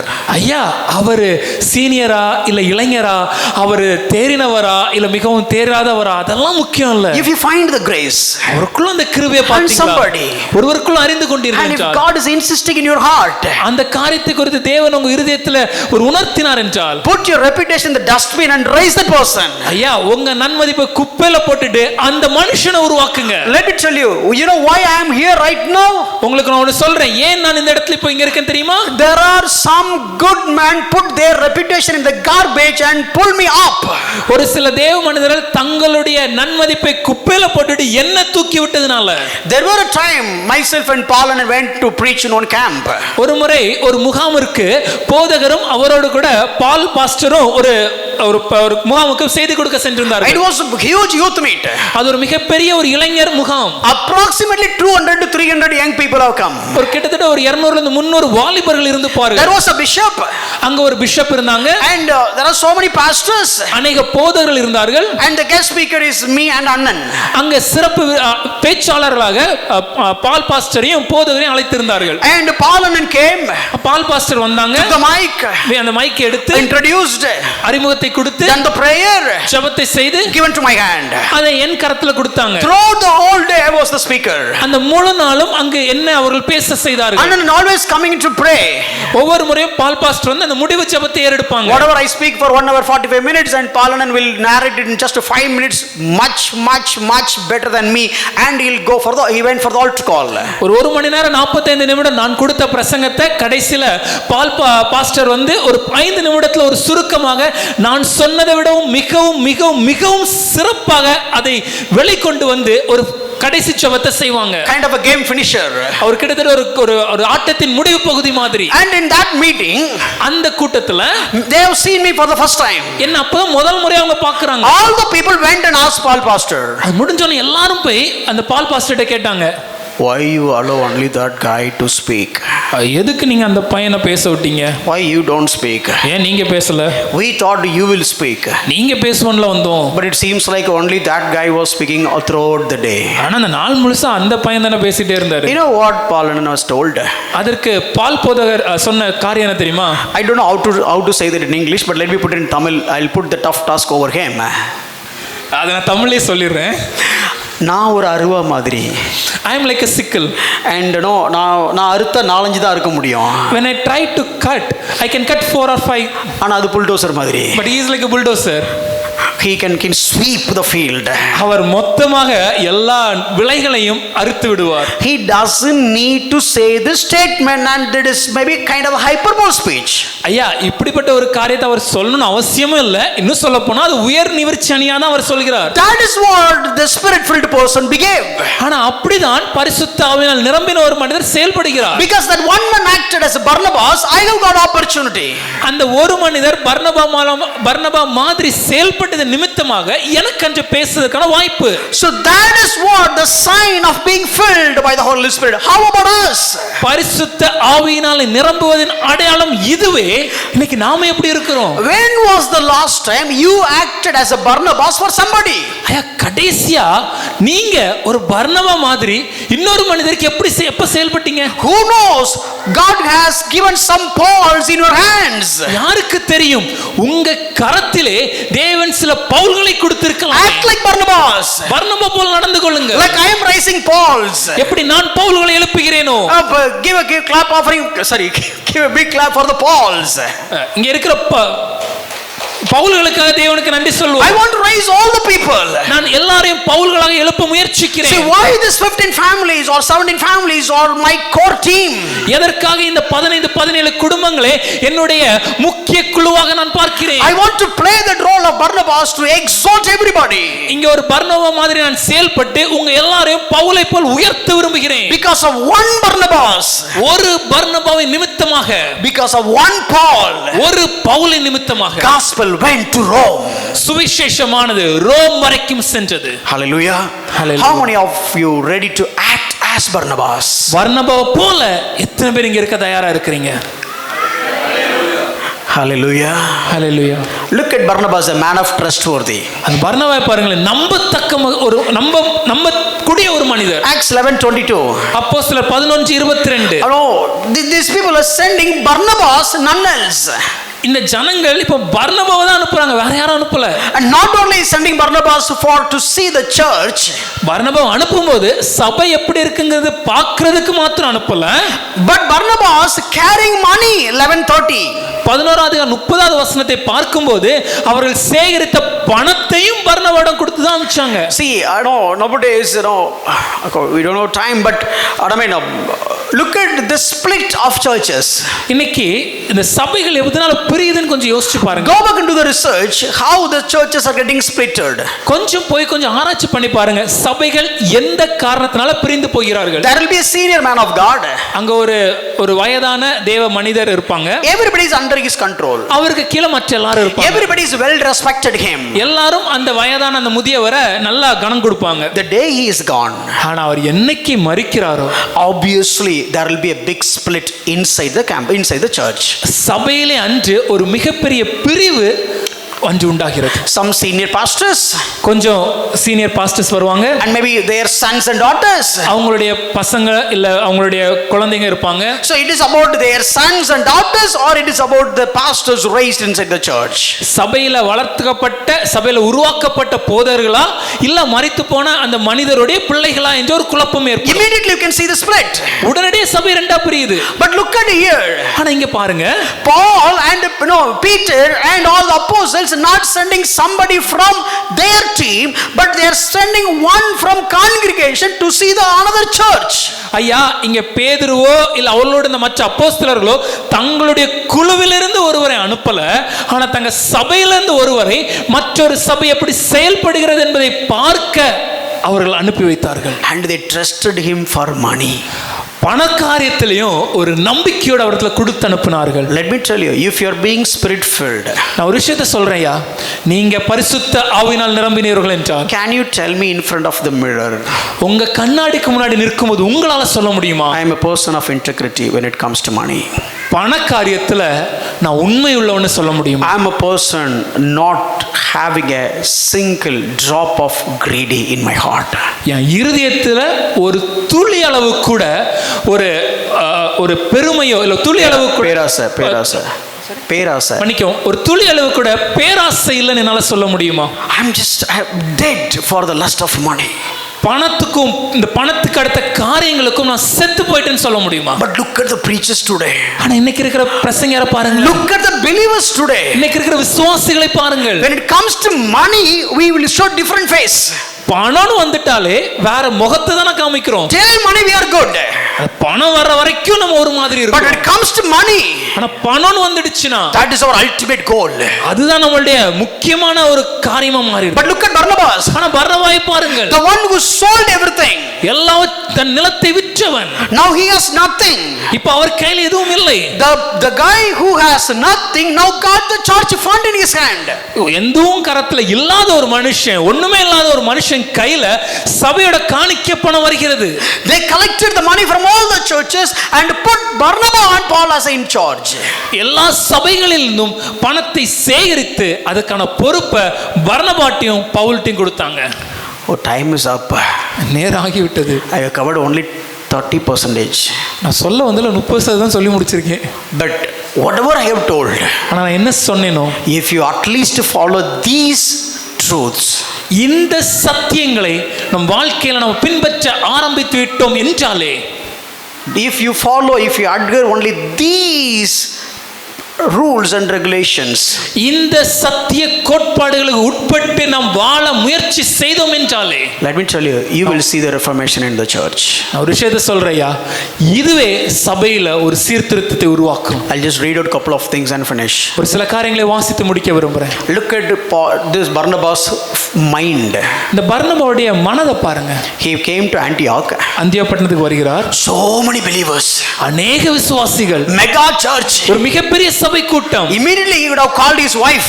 உடனே தன் மனைவிக்கு ஃபோன் பண்ணி, take a flight, ஒரு ஃளைட்டை புக் பண்ணி, come to Antioch, உடனே ஆண்டியாக்கு வந்துருங்க, we'll get settled here, இங்கே தங்கிரலாம். God has blessed us, தேவன் நம்மை ஆசீர்வதித்தார். whatever we have sown, நாம் எதெல்லாம் விதைத்தோமோ, now God blessed in multifold harvest. Here we have a mega church. அதை 100 தனையாக அறுப்பதற்கு தேவன் நம்மை ஆசீர்வதித்து விட்டார். இங்கே ஒரு மிகப்பெரிய சபை இருக்கு. And bring John Mark, கூடவே ஜான் மார்க்கையும் கூட்டி வந்துருங்க. and if possible bring Mary for to conduct the women's meeting. ஒருவேளை முடிஞ்சனா அவங்க அம்மாவையே மரியாளையும் கூட்டுவாங்க, ஏனா பெண்கள் கூடிய நடத்தணும்ல. Mark can conduct the youth meeting. John mark இளைஞர் கூட்டத்தை பார்த்து பாரு. And if you have your grandfather, bring the grandfather, he can take care of the elderly people. ஒருவேளை தாத்தா இருந்தாங்கன்னா அவங்களையும் கூட்டுவாங்க, முதியோர் கூடிய அவர் பார்த்து பாரு. Because all variety of fishes are in one basket. ஏனா இந்த கூடையில எல்லா விதமான மீன்களும் இருக்கிறது. Leave everything and come, we are going to settle there. Barnabas, Tabernacle and Trust. எல்லாத்தையும் விட்டுட்டு இந்த இடத்துக்கு வாங்க, இங்கே நம்ம வாழ்க்கையில செட்டில் ஆயிரலாம். பர்னபா நற்பணி மன்றம் சொல்லி ஒரு ட்ரஸ்ட்னு போட்டிங்க, செட்டில் ஆயிரலாம். ரசிகர் மன்ற மாதிரி நற்பணி மன்றமா, somehow ஒரு மன்றத்தை ஒரு சங்கத்தை உருவாக்கி இங்க செட்டில் ஆயிரலாம், சங்கத்தை உருவாக்கி settle ஆயிரலாம். But Barnabas came here, ஆனா பர்னபா அங்க வந்தபோது saw the growth. அந்த சபை வளர்ச்சியை பார்த்தார். saw the harvest. அங்க இருக்கிற விளைச்சலை பார்த்தார். It is too much for me to handle. ஐயா, என்னால இவ்வளவு செய்ய முடியாதே. But if I handle it alone, நான் தனியா இதை செய்ய முயற்சி செய்தேன்னா all the offering will come to my account. எல்லா பணமும் காணிக்கையும் எனக்கு வரும். I can, no, God blessed me. தேவன் ஆசீர்வதிச்சார்னு சொல்லலாம். சிறுக விதைக்கிறவன் I sowed a little, சிறுக அறுப்பான். I can reap a little. பெருக விதைக்கிறவன் But if you sow much, பெருக அறுப்பான். you'll reap much. 1000 ரூபாய் கொடுத்தா You give 1000, வேண்டாம், இங்க கட் பண்ணிடுவோம். but let's stop there itself. I have sold my home. என் வீட்டை வித்து கொடுத்தேன், I sold my property. என் நிலத்தை விற்று கொடுத்தேன். Now God has given me such a great congregation. தேவன் எவ்வளவு பெரிய சபை இப்ப எனக்கு கொடுத்தார் தெரியுமா? Let me get settled here. Let me get settled here. ஆகவே இங்கே நான் settle ஆயிடுறேன். No, no, no, no, no. இல்லையா, இல்ல. A spirit-filled person பரிசுத்த ஆவியில் நிரம்பினவன் is thinking kingdom focus. அவனுடைய யோசனை எல்லாமே ராஜ்யத்துக்கு அடுத்த யோசனை. Can I handle the mega church? இந்த மெகா சர்ச்சை என்னால் ஹேண்டில் பண்ண முடியுமா? Lakhs of people. லட்சக்கணக்கான At least ஜனங்கள், thousands of people. குறைந்தபட்சம் How ஆயிரக்கணக்கான can I do ஜனங்கள். the house visit? எப்படி எல்லா வீட்டுக்கும் நான் சென்று How can I பார்ப்பது? give the counseling? எப்படி எல்லாருக்கும் ஆலோசனை சொல்வது? How can I handle all these things? எப்படி இந்த காரியங்களை நான் கையாளுவது? And these are all young believers. இதெல்லாம் இள விசுவாசிகளாச்சு. Like babies. ஒரு குழந்தைகள் போல. Baby Christians. இப்போதான் I need to விசுவாசிக்கிறாங்க. give milk. இவர்களுக்கு நான் பால் கொடுக்க They will வேண்டும். grow. வளர்ந்த பின்பு Then I'll give solid food. அவர்களுக்கு மாமிசம் கொடுக்க Oh, they'll வேண்டும். grow faster. வேகமாக வளர. Then I need to give the meat. அதை தொடர்ந்து மாமிசத்தை So that they கொடுக்கணும். will stronger. இன்னும் பலப்பட. Oh, I need to give all that. இது எல்லாத்தையும் செய்ய எனக்கு பலன் வேண்டும். Oh, I need help. அதுக்கு எனக்கு உதவி வேண்டும். Whom I can go?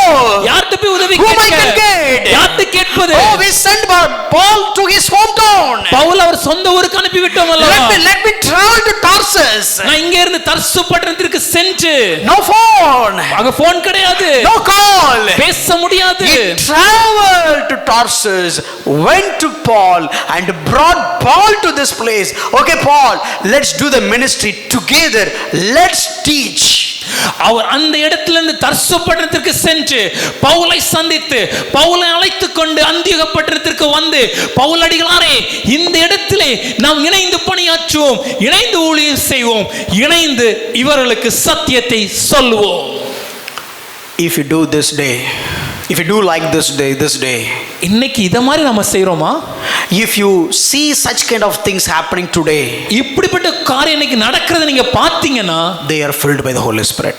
அவங்க தான் பரிசுத்த ஆவியினால நிரப்பப்பட்டு If வாழ்கிறார்கள். it is happening the other way, இதுக்கு எதிர்மறையா நடந்துச்சுன்னா, I don't know what spirit they are captivated with.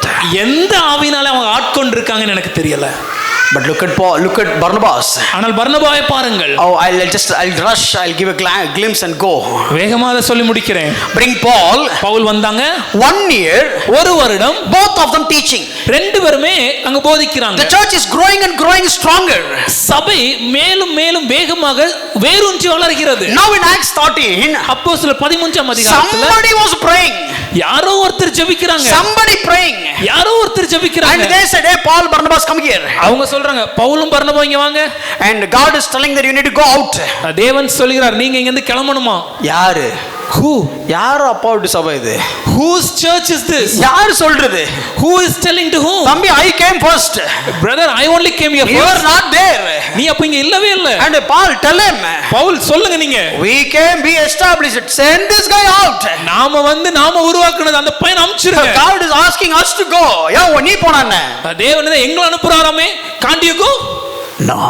இல்லையா? They said, அவங்க சொன்னாங்க, these two people went out of the church, go for the mission trip. இந்த இருவருமே அந்த சபையை விட்டு மிஷனரி பிரயாணத்திற்காக அந்த இடத்தை விட்டு கிளம்பிட்டாங்க. That is where it started. Gospel is spreading towards ends of the world. இந்த இடத்திலேயே தான் சுவிசேஷமானது உலகத்தின் கடைசி வரைக்கும் பரவி செல்லக்கூடிய அந்த பிரயாணம் உதயமானது. Look at the church that we do here now. இன்னைக்கு நாம வைக்கிற சபையை பாருங்களேன். Get all that I can. எனக்கு கிடைக்கிற எல்லாத்தையும் வாங்கி Put it in a can. அத ஒரு கேன்ல வச்சு Sit on top of the can. அதுக்கு மேல நான் உட்கார்ந்து, Nobody is going out. யாரு வெளியே போக பாத்துக்கணும். Spirit filled people. கேட்டா பரிசுத்தால் நிரம்பிட்டோமா. Speaking in tongues. அந்நிய பாஷையில பேசி Prophesying. தீர்க்கதரிசனம் சொல்லி Doing miracles. அற்புதங்களை செய்து Doing wonders. அடையாளங்களை செய்து. But this person is completely contradict. ஆனால் இந்த மனிதர் இது எல்லாவற்றிற்கும் மாறுபாடாக இருக்கிறாரே. Okay. Not only that. அது மாத்திரமல்ல, I'll just read a couple of verses and close. ஒரு சில வசனத்தை மட்டும் வாசிக்க விரும்புகிறேன். Acts 13:7. அப்போஸ்தலர் 13:7. See here, Barnabas is the leader. இந்த இடத்துக்கு வரும்போது பர்னபா தான் ஒரு தலைவரா வருகிறார். They called Barnabas and Saul. அங்க அழைக்கும்போது Go back and read the verse. நீங்க போய் படிச்சு பாருங்க அந்த வசனம் எப்படி இருக்கு. பர்னபாவையும் பவுலையும். 13:7. 13 அதிகாரம் 7வது வசனம். Spirit of God is written in this way. பரிசுத்த ஆவியானவர் இப்படியாக எழுதி இருக்கிறார். They called Barnabas and Saul. அவர்கள் பர்னபாவையும் பவுலையும் அழைத்து. It's something like Paul is a junior. இங்க ஏதோ பவுல் வந்து ஒரு இளைஞர் மாதிரி, ஜூனியர் மாதிரி. Barnabas is the head. அங்க பர்னபா தான் தலைவர் மாதிரி. And they called Barnabas. பர்னபாவை கூப்பிட்டு, Barnabas come here. பர்னபா நீங்க வாங்க. அவங்க இன்னொருத்தர் பண்ண அவங்க. There will be another person along with you. யார் பவுலா சவுலா? Is it Paul or Saul? அந்த கொடுமைப்படுறானப்பா. The persecutor. நீ வா. You please come. You know God is telling you guys go out. தேவன் உங்க ரெண்டு பேரும் கிளம்ப சொன்னார், கிளம்பிருங்க. Barnabas said, okay Paul, let's go. உடனே பர்னபா சொல்லிருக்கணும், பவுலே நாம கிளம்புவோம். Both of them went. ரெண்டு பேரும் கிளம்புனாங்க. But on the way, ஆனா போற வழியில the climate has completely changed. அங்க இருந்த சூழ்நிலை அப்படியே மாறிடுச்சு. I was really admiring when I was reading this. இத வாசிக்கும்போது உண்மையாவே நான் ஆச்சரியப்பட்டேன். How come Lord gave me that kind of mentality, Lord? தேவனே இப்படிப்பட்ட ஒரு மன பக்குவத்தை எனக்கு கொடுங்க. I need this. இப்படிப்பட்ட ஒரு மனம் எனக்கு வேண்டும். Church need this. சபைக்கு வேண்டும். This is what Christian leaders need. இதுதான் கிறிஸ்தவ தலைவர்களுக்கு வேண்டும். Oh, you are filled by the Spirit of God. You need to act like this. பரிசுத்த ஆவியினால் நிரம்பின தலைவர்கள் இப்படிதான் செயல்பட வேண்டும். I cannot control myself. என்னால நிறுத்திக் கொள்ள But I'm wondering. ஆனா நான் ஆச்சரியப்படுறேன். Just imagine all these things. இதெல்லாம் கொஞ்சம் அப்படி யோசிச்சு பாருங்க. Such a name, such a fame. இவ்வளவு பெரிய பெயரும் புகழும். The leadership goes to Barnabas. தலைமைத்துவம் பர்னபாவின் கையிலே. Paul is following. Pavul பின்தொடர்கிறார். That is Acts 13:7. இது அப்போஸ்தலர் 13:7 வாசிக்கிறோம். In that same chapter, அதே அதிகாரத்துல if you go down to 46th verse, 46வது வசனத்தை வாசிச்சீங்கன்னா story turned the other direction. கதை வேறு மாதிரியா இருக்கு. Bible says, வேதம் சொல்கிறது, Paul and Barnabas spoke out boldly. பவுலும் பர்னபாவும் தைரியமாய் பிரசங்கித்தார்கள். Earlier Barnabas was first. முன்னாடி பார்க்கும்போது பர்னபா முதல்ல இருந்தார். When the mission started, Barnabas was the head. ஆனா அந்த ஊழியத்தை ஆரம்பிக்கும்போது மிஷனரி பிரயாணத்துல பர்னபா முதல்ல இருந்தார். But on the journey, ஆனா அந்த பிரயாணத்திலே Spirit of God is using Paul. பரிசுத்த ஆவியானவர் பவுலை பயன்படுத்துகிறார். And now Paul is leading. இப்போ பவுல் முன்னிலை வகிக்கிறார். Barnabas had not started another church or another mission organization. The same Barnabas following Paul. உடனே பர்னபாஸ் இன்னொரு சபையை ஆரம்பிக்கல, இல்ல இன்னொரு மிஷனரி பிரயாணத்தையோ ஸ்தாபனத்தையோ உருவாக்கல, பவுலை பின்தொடர்ந்து ஊழியத்தை செய்தார். Look at 14th chapter 12th verse. 14 அதிகாரம் 12வது வசனம். There was a huge persecution. ஒரு மிகப்பெரிய ஒரு துன்பப்படுத்தல். Before the persecution, அந்த உபத்திரவத்துக்கு முன்பாக they are appreciating. அவங்க எல்லாரும் அவங்கள பாராட்டுறாங்க. Just listen this quickly. I'll finish it. இத மட்டும் கொஞ்சம் கவனிங்க, நான் முடிச்சிடுறேன். Now both of all the people appreciate Paul and Barnabas. எல்லா ஜனங்களும் பவுலையும் பர்னபாவையும் பாராட்டுறாங்க. They treat like they are gods. தங்களுடைய தெய்வங்கள மாதிரி அவங்கள வழி நடத்துறாங்க. Even in that celebration, அந்த கொண்டாட்டத்துல கூட look at this verse. வசனத்தை பாருங்க. 14:12. 14 அதிகாரம் 12வது வசனம். They called Barnabas Zeus and Paul Hermes because he was the chief speaker. பர்னபாவை Jupiter என்றும் பவுல் பிரசங்கித்ததை நடத்தினவனானபடியினால் அவனை மெர்க்குரி என்றும் சொன்னார்கள். Look at this. பாருங்க, அந்த இடத்துல கூட, oh Paul, you are greater than Barnabas. Even in that situation it looks as if Paul was greater than Barnabas. If I was there at the place of Barnabas, ஒரு நான் பர்னபா இடத்துல இருந்தேனா I would have thought, நான் யோசிச்சிருப்பேன், God, தேவனே, I know this man. இந்த மனுஷன் அறிவேன். This man has to be killed. கொல்லப்பட வேண்டியவன். This man has to be casted out from the church. சபையிலிருந்து துரத்திவிடப்பட வேண்டிய ஒரு மனிதன் இவர். I have sold my property and given to them. நான் சபைக்காக நிலத்தை விற்று கொடுத்தேன். Before he came, அவர் வருவதற்கு முன்பாக I was the hero in the congregation. நான் தான் இந்த சபையில ஒரு முன்னிலை வகித்துக் கொண்டிருந்தேன். But look at, even the pagan people are celebrating him. பாருங்க, தேவனை அறியாதவர் கூட அவனை கொண்டாடுறாங்களே. How come? எப்படி? Why Lord? ஏன் தேவன்? Why not me? ஏன் நான் அல்ல? Why did you miss against me?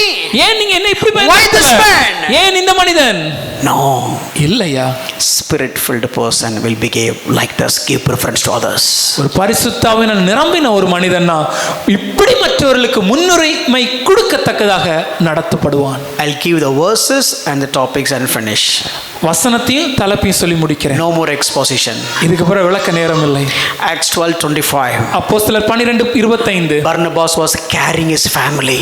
பர்னபா தன் குடும்பத்தின் மேல் கரிசனை உள்ளவர். He found John Mark from his family. தன் குடும்பத்திலிருந்து தான் ஜான் மார்க்கை கண்டுபிடிக்கிறார். Raised John Mark. யோவான் மார்க்கை வளர்த்து. Even Paul was disagreed with John Mark, but still Barnabas was formed John Mark. Later point of time, Paul himself said, "Oh, John Mark was very useful."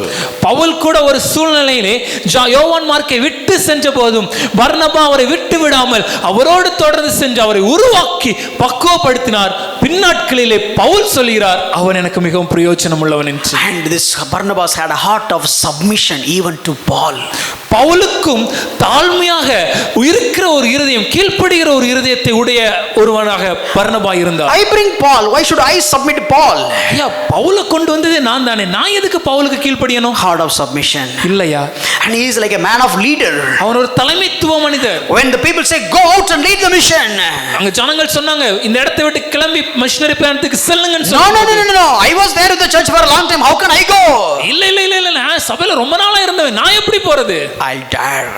இல்லையா, தைரியமா, I have courage. எனக்கு தைரியம் இருக்குது, I know. எனக்கு தெரியும், It's a tough journey. இது கடினமான But பிரயாணம். if God says, ஆனா தேவன் சொன்னார், I will go out and take the mission. நான் கிளம்பி சென்று அந்த மிஷனரி பிரயாணத்தை செய்வேன். Started as a leader. ஒரு தலைவனாக ஆரம்பித்தார், Later became a follower of Paul. பின்னால பவுலை பின்தொடர்கிறாக மாறி. Wow, that is the Spirit of God. ஐயா, இதுதான் பரிசுத்த ஆவியானவர். A man of head became a man of servant. தலைமைத்துவ நபர் மற்றவர்களுக்கு சேவை Like செய்கிறவர். Jesus Christ who unrobed all his glory became a servant. எப்படி இயேசுவானவர் தம்முடைய மகிமையை துறந்து நமக்காக வந்தாரோ அதே போல And he was persecuted by people. ஜனங்களால் துன்பப்படுத்தப்பட்டார். Acts 13:50. அப்போஸ்தலர் 13:50. He submit to all elders' authority. எல்லா முதியவர்களின் அதிகாரத்துக்கும் கீழ்ப்படிந்திருந்தார். And he worked and he supported his ministry. அதே போல அவர் ஊழியத்தையும் செய்தார், தான் வேலை செய்து ஊழியத்திற்கு கொடுக்கவும் செய்தார். Hey church, சபையே, I have given my home. நான் வீட்டையே கொடுத்துட்டேனே, Send me some money regularly, okay? ஒவ்வொரு நாளும் கரெக்டா எனக்கு பணம் கொஞ்சம் அனுப்பிச்சிருங்க. No, no, no, no, no. இல்லையா, Heart of hard work and dedication towards God's business. தேவனுடைய பணியின் என்று வரும்போது கடின உழைப்பும் அப்படிப்பட்ட ஒரு அர்ப்பணிப்பும் உடையவர். Okay, fine. நேரமாகிவிட்டது, We'll finish. இதோட முடிக்கிறோம். Long series இது ஒரு மிகப்பெரிய ஒரு தொடர். for last 26 weeks. கிட்டத்தட்ட கடந்த 26 வாரங்களாக தியானித்தோம். We've been studying about the Holy Spirit. பரிசுத்த ஆவியானவரை குறித்து Couple of questions to you. ஒரு சில கேள்விகள். Do you see a life change in your lives? உங்க வாழ்க்கையில ஒரு மாற்றத்தை நீங்க பாக்குறீங்களா? Are you joyful, சந்தோஷமா இருக்கிறீங்களா? humble, தாழ்மையா இருக்கிறீங்களா? grateful, ஸ்தோத்திரம் செலுத்துறீங்களா? submit to each other, ஒருவருக்கு ஒருவர் கீழ்ப்படுகிறீர்களா? loving your wife, மனைவியை நேசிக்கிறீங்களா? honoring your husband, கணவரை கனம் செய்கிறீர்களா? filled with joy, சந்தோஷத்தால் நிரப்பப்படுகிறீர்களா? filled with the word, வசனத்தால் நிரப்பப்படுகிறீர்களா? have courage, தைரியம் இருக்கிறதா? speaking the glories of God. தேவனுடைய மகத்துவங்களை பேசுகிறீர்களா? And even people are throwing stones, praying for them, உங்கள் மேல் கல்லெறியும் போதும் அவர்களுக்காக ஜெபிக்கிறீர்களா? and resisting the devil, பிசாசை எதிர்த்து நிற்கிறீர்களா? and praying for others. மற்றவர்களுக்காக ஜெபிக்கிறது, Humble and simple life. தாழ்மையோடு ஒரு எளிய வாழ்க்கை வாழ்வது. Do you see these qualities in your life? இந்த குணாதிசயங்கள்லாம் உங்க வாழ்க்கையில இருக்குதா? If you don't see it, அதெல்லாம் இல்லைன்னா the 26 weeks are vain and garbage. இந்த 26 வாரங்களும் எந்த பிரயோஜனம் இல்லாத ஒரு குப்பையாக போயிடும். I can speak at least 2.5 hours from the notes whatever I prepared already. இன்னைக்கு நான் தயார்படுத்தியிருக்கிற வைத்திருக்கிற நோட்ஸ்ல இருந்து இன்னும் 2 மணி நேரம் என்னால பேச முடியும். The best sign is have humble heart. ஆனா மிக சிறந்த ஒரு அடையாளம் ஒரு தாழ்மையான ஒரு இருதயம். Paul was in the ship. Pavul கப்பல்ல இருந்தாரு. The ship was about to shipwreck. கப்பல் உடையும் போகுது, கப்பற்சிதை ஏற்படுது. They didn't obey Paul's word. பவுலுடைய வார்த்தைக்கு அவங்க கீழ்ப்படியல. And they caught up in a trouble, அதனால அந்த பிரச்சனையில போய் மாட்டிக்கிறாங்க. and Paul took over the in charge அப்ப பவுல் அங்க தலைமை எடுக்கிறார். in a ship கப்பல்ல which is in the storm. அது ஒரு சூறாவளியில சிக்கின ஒரு கப்பல். 14 days they never see light. 14 நாட்களாக வெயிலை சூரியனை பார்க்க Nobody was having any food. யாருக்கும் சாப்பிட பிரயோஜனம் இல்லை. One spirit filled man ஆனா ஒரு பரிசுத்த ஆவியின் நிரம்பின மனிதன் came in the middle of the chaotic situation. அந்த கடினமான இக்கட்டான சூழல் நடுவில் வந்தார். He is bold enough to say, eat, அவர் தைரியமாக சொல்ல அவருக்கு முடிஞ்சிச்சு, சாப்பிடுங்க, you will not die. நீங்க மரிக்க மாட்டீங்க. Not because of you, உங்களால் அல்ல, because of the one man who is traveling in this boat. இந்த கப்பல்ல பயணம் பண்ற அந்த ஒரு மனிதனாகிய என்ன. I say, நான் சொல்றேன், have courage, தைரியம் கொள்ளுங்க, give thanks, நன்றி சொல்லுங்க, and eat. சாப்பிடுங்க. In the stormy night, ஐயா, அந்த கடும் சூறாவளியின் மத்தியிலும் they couldn't see anything. எதுவும் பார்க்க முடியல. One man, ஆனா ஒரு மனிதன், 276 people, 276 இருந்தார், full of fear, எல்லாரும் பயத்தால் ready to ஆட்கொள்ளப்பட்டார், die, மரண தருவாயில், ready to be gone. மரிக்கும் சூழ்நிலை. One spirit filled man standing in the middle ஆனால் பரிசுத்த ஆவியில் நிரம்பின and telling ஒரு them, மனிதன் சொன்னான், you eat, நீங்க சாப்பிடுங்க, have courage. தைரியமா இருங்க. I know எனக்கு தெரியும், my God என் தேவன் will make us survive. நம்மை நிச்சயமாய் காப்பாற்றுவார். Acting as a captain of the ship, அந்த கப்பலுடைய தலைவரா செயல்பட்டார், taking the control. ஆளுகை எடுத்தார். The ship about to shipwrecked, but no, Paul took the control over the entire ship. கப்பல் சேதத்தினால உடையும் சூழ்நிலையில பவுல் எடுக்கும்போது சூழ்நிலை மாறியது. Do you have that courage? அந்த தைரியம் இருக்குதா? That is what spirit filled man, இதுதான் பரிசுத்த ஆவியில் நிரம்பின like a king of the ship. அந்த அந்த அந்த கப்பலுடைய தலைவராக All obeyed Paul. எல்லாரும் பவுலுக்கு கீழ்ப்படிஞ்சாங்க. Entire ship is gone. அந்த முழு கப்பலும் உடைந்தது. Everyone was alive. ஆனா ஒருவருடைய உயிருக்கும் எந்த சேதமும் இல்லை. Imagine. கொஞ்சம் கற்பனையா, In the shore, அந்த கடற்கரையில everybody looking at Paul. எல்லாரும் பவுலை பார்த்திருப்பாங்க. Sir, ஐயா, you are like God. நீங்க ஒரு தேவர் மாதிரி. So if you are not here, நீங்க மட்டும் இல்லனா all we would have been gone. நாங்க எல்லாரும் மரித்திருப்போமே. Sir, this is Paul. ஐயா, இவர்தான் ஐயா Paul. Oh, people of Malta, Malta தீவுல இருக்க ஜனங்களே, come here. வாங்க. This Paul said, இந்த பவுல் சொன்னார், I am alive today. அதனால நான் இன்னைக்கு உயிரோட இருக்கிறேன். Jubileus, the governor, the captain of the ship, the captain of the army. ஐயா, அந்த ஆர்மியோட தலைவனா யூபிலே வரும்போது, Pavul, you are a prisoner. நீங்க ஒரு சிறை கைதி. But a life saver, yeah. ஆனா என் உயிரை காப்பாத்த. Thank you. நன்றி. That is the power of the Holy Spirit. பரிசுத்தாண்டு வல்லமான இதுதான் ஐயா. If you are filled by the Holy Spirit, பரிசுத்தாண்டு நிரம்புறீங்களா? if you are being filled continuously, controlled, influenced and led by the Holy Spirit, ஒவ்வொரு நாளும் பரிசுத்தால் நடத்தப்பட்டு அவர் ஆளுகையினாலே தாக்கம் ஏற்படுத்தப்பட்ட வாழ்க்கை இருக்குதுன்னா, the people around you will come to you like this. உங்களை சுற்றி இருக்கிற ஜனங்கள் உங்களிடத்துல இத போல வர ஆரம்பிப்பாங்க. But look at how he behaved. ஆனா அவர் எப்படி நடந்தார் பாருங்க. He came to Malta, Malta தீவுக்கு வருகிறார், started picking up sticks. அங்க இருந்து விறகுகளை பொறுக்க ஆரம்பித்தார். பால், நீங்க கம்பெடுத்துட்டு இருக்கீங்க பால், நீங்க உட்காருங்க பால். பால், why are you doing all this? Paul, you take rest, you sit. இது risky job ball. Paul, is a hard task. நீங்க எங்களுக்கு வாழ்க்கை கொடுத்தீங்க, நாங்க பாத்துக்கிறோம். You spared our life, let us take care. No. இல்ல. I am a spirit-filled person. நான் பரிசுத்தால் நிரம்பினவன். I am here to serve. நான் இங்க இருப்பது மற்றவர்களுக்கு சேவை செய்ய. You know the rest of the story. அதோட மீதி கதை உங்களுக்கு தெரியும். If you are filled by the Holy Spirit, பரிசுத்தாவினால் நீங்க நிரம்புறீங்களா? even though people are treating you like a captain of the ship, but still you will act like the servant of the ship, because Jesus played a role model. Let's live like Christ, show Christ and live as spirit-filled person. God bless you. Thank you.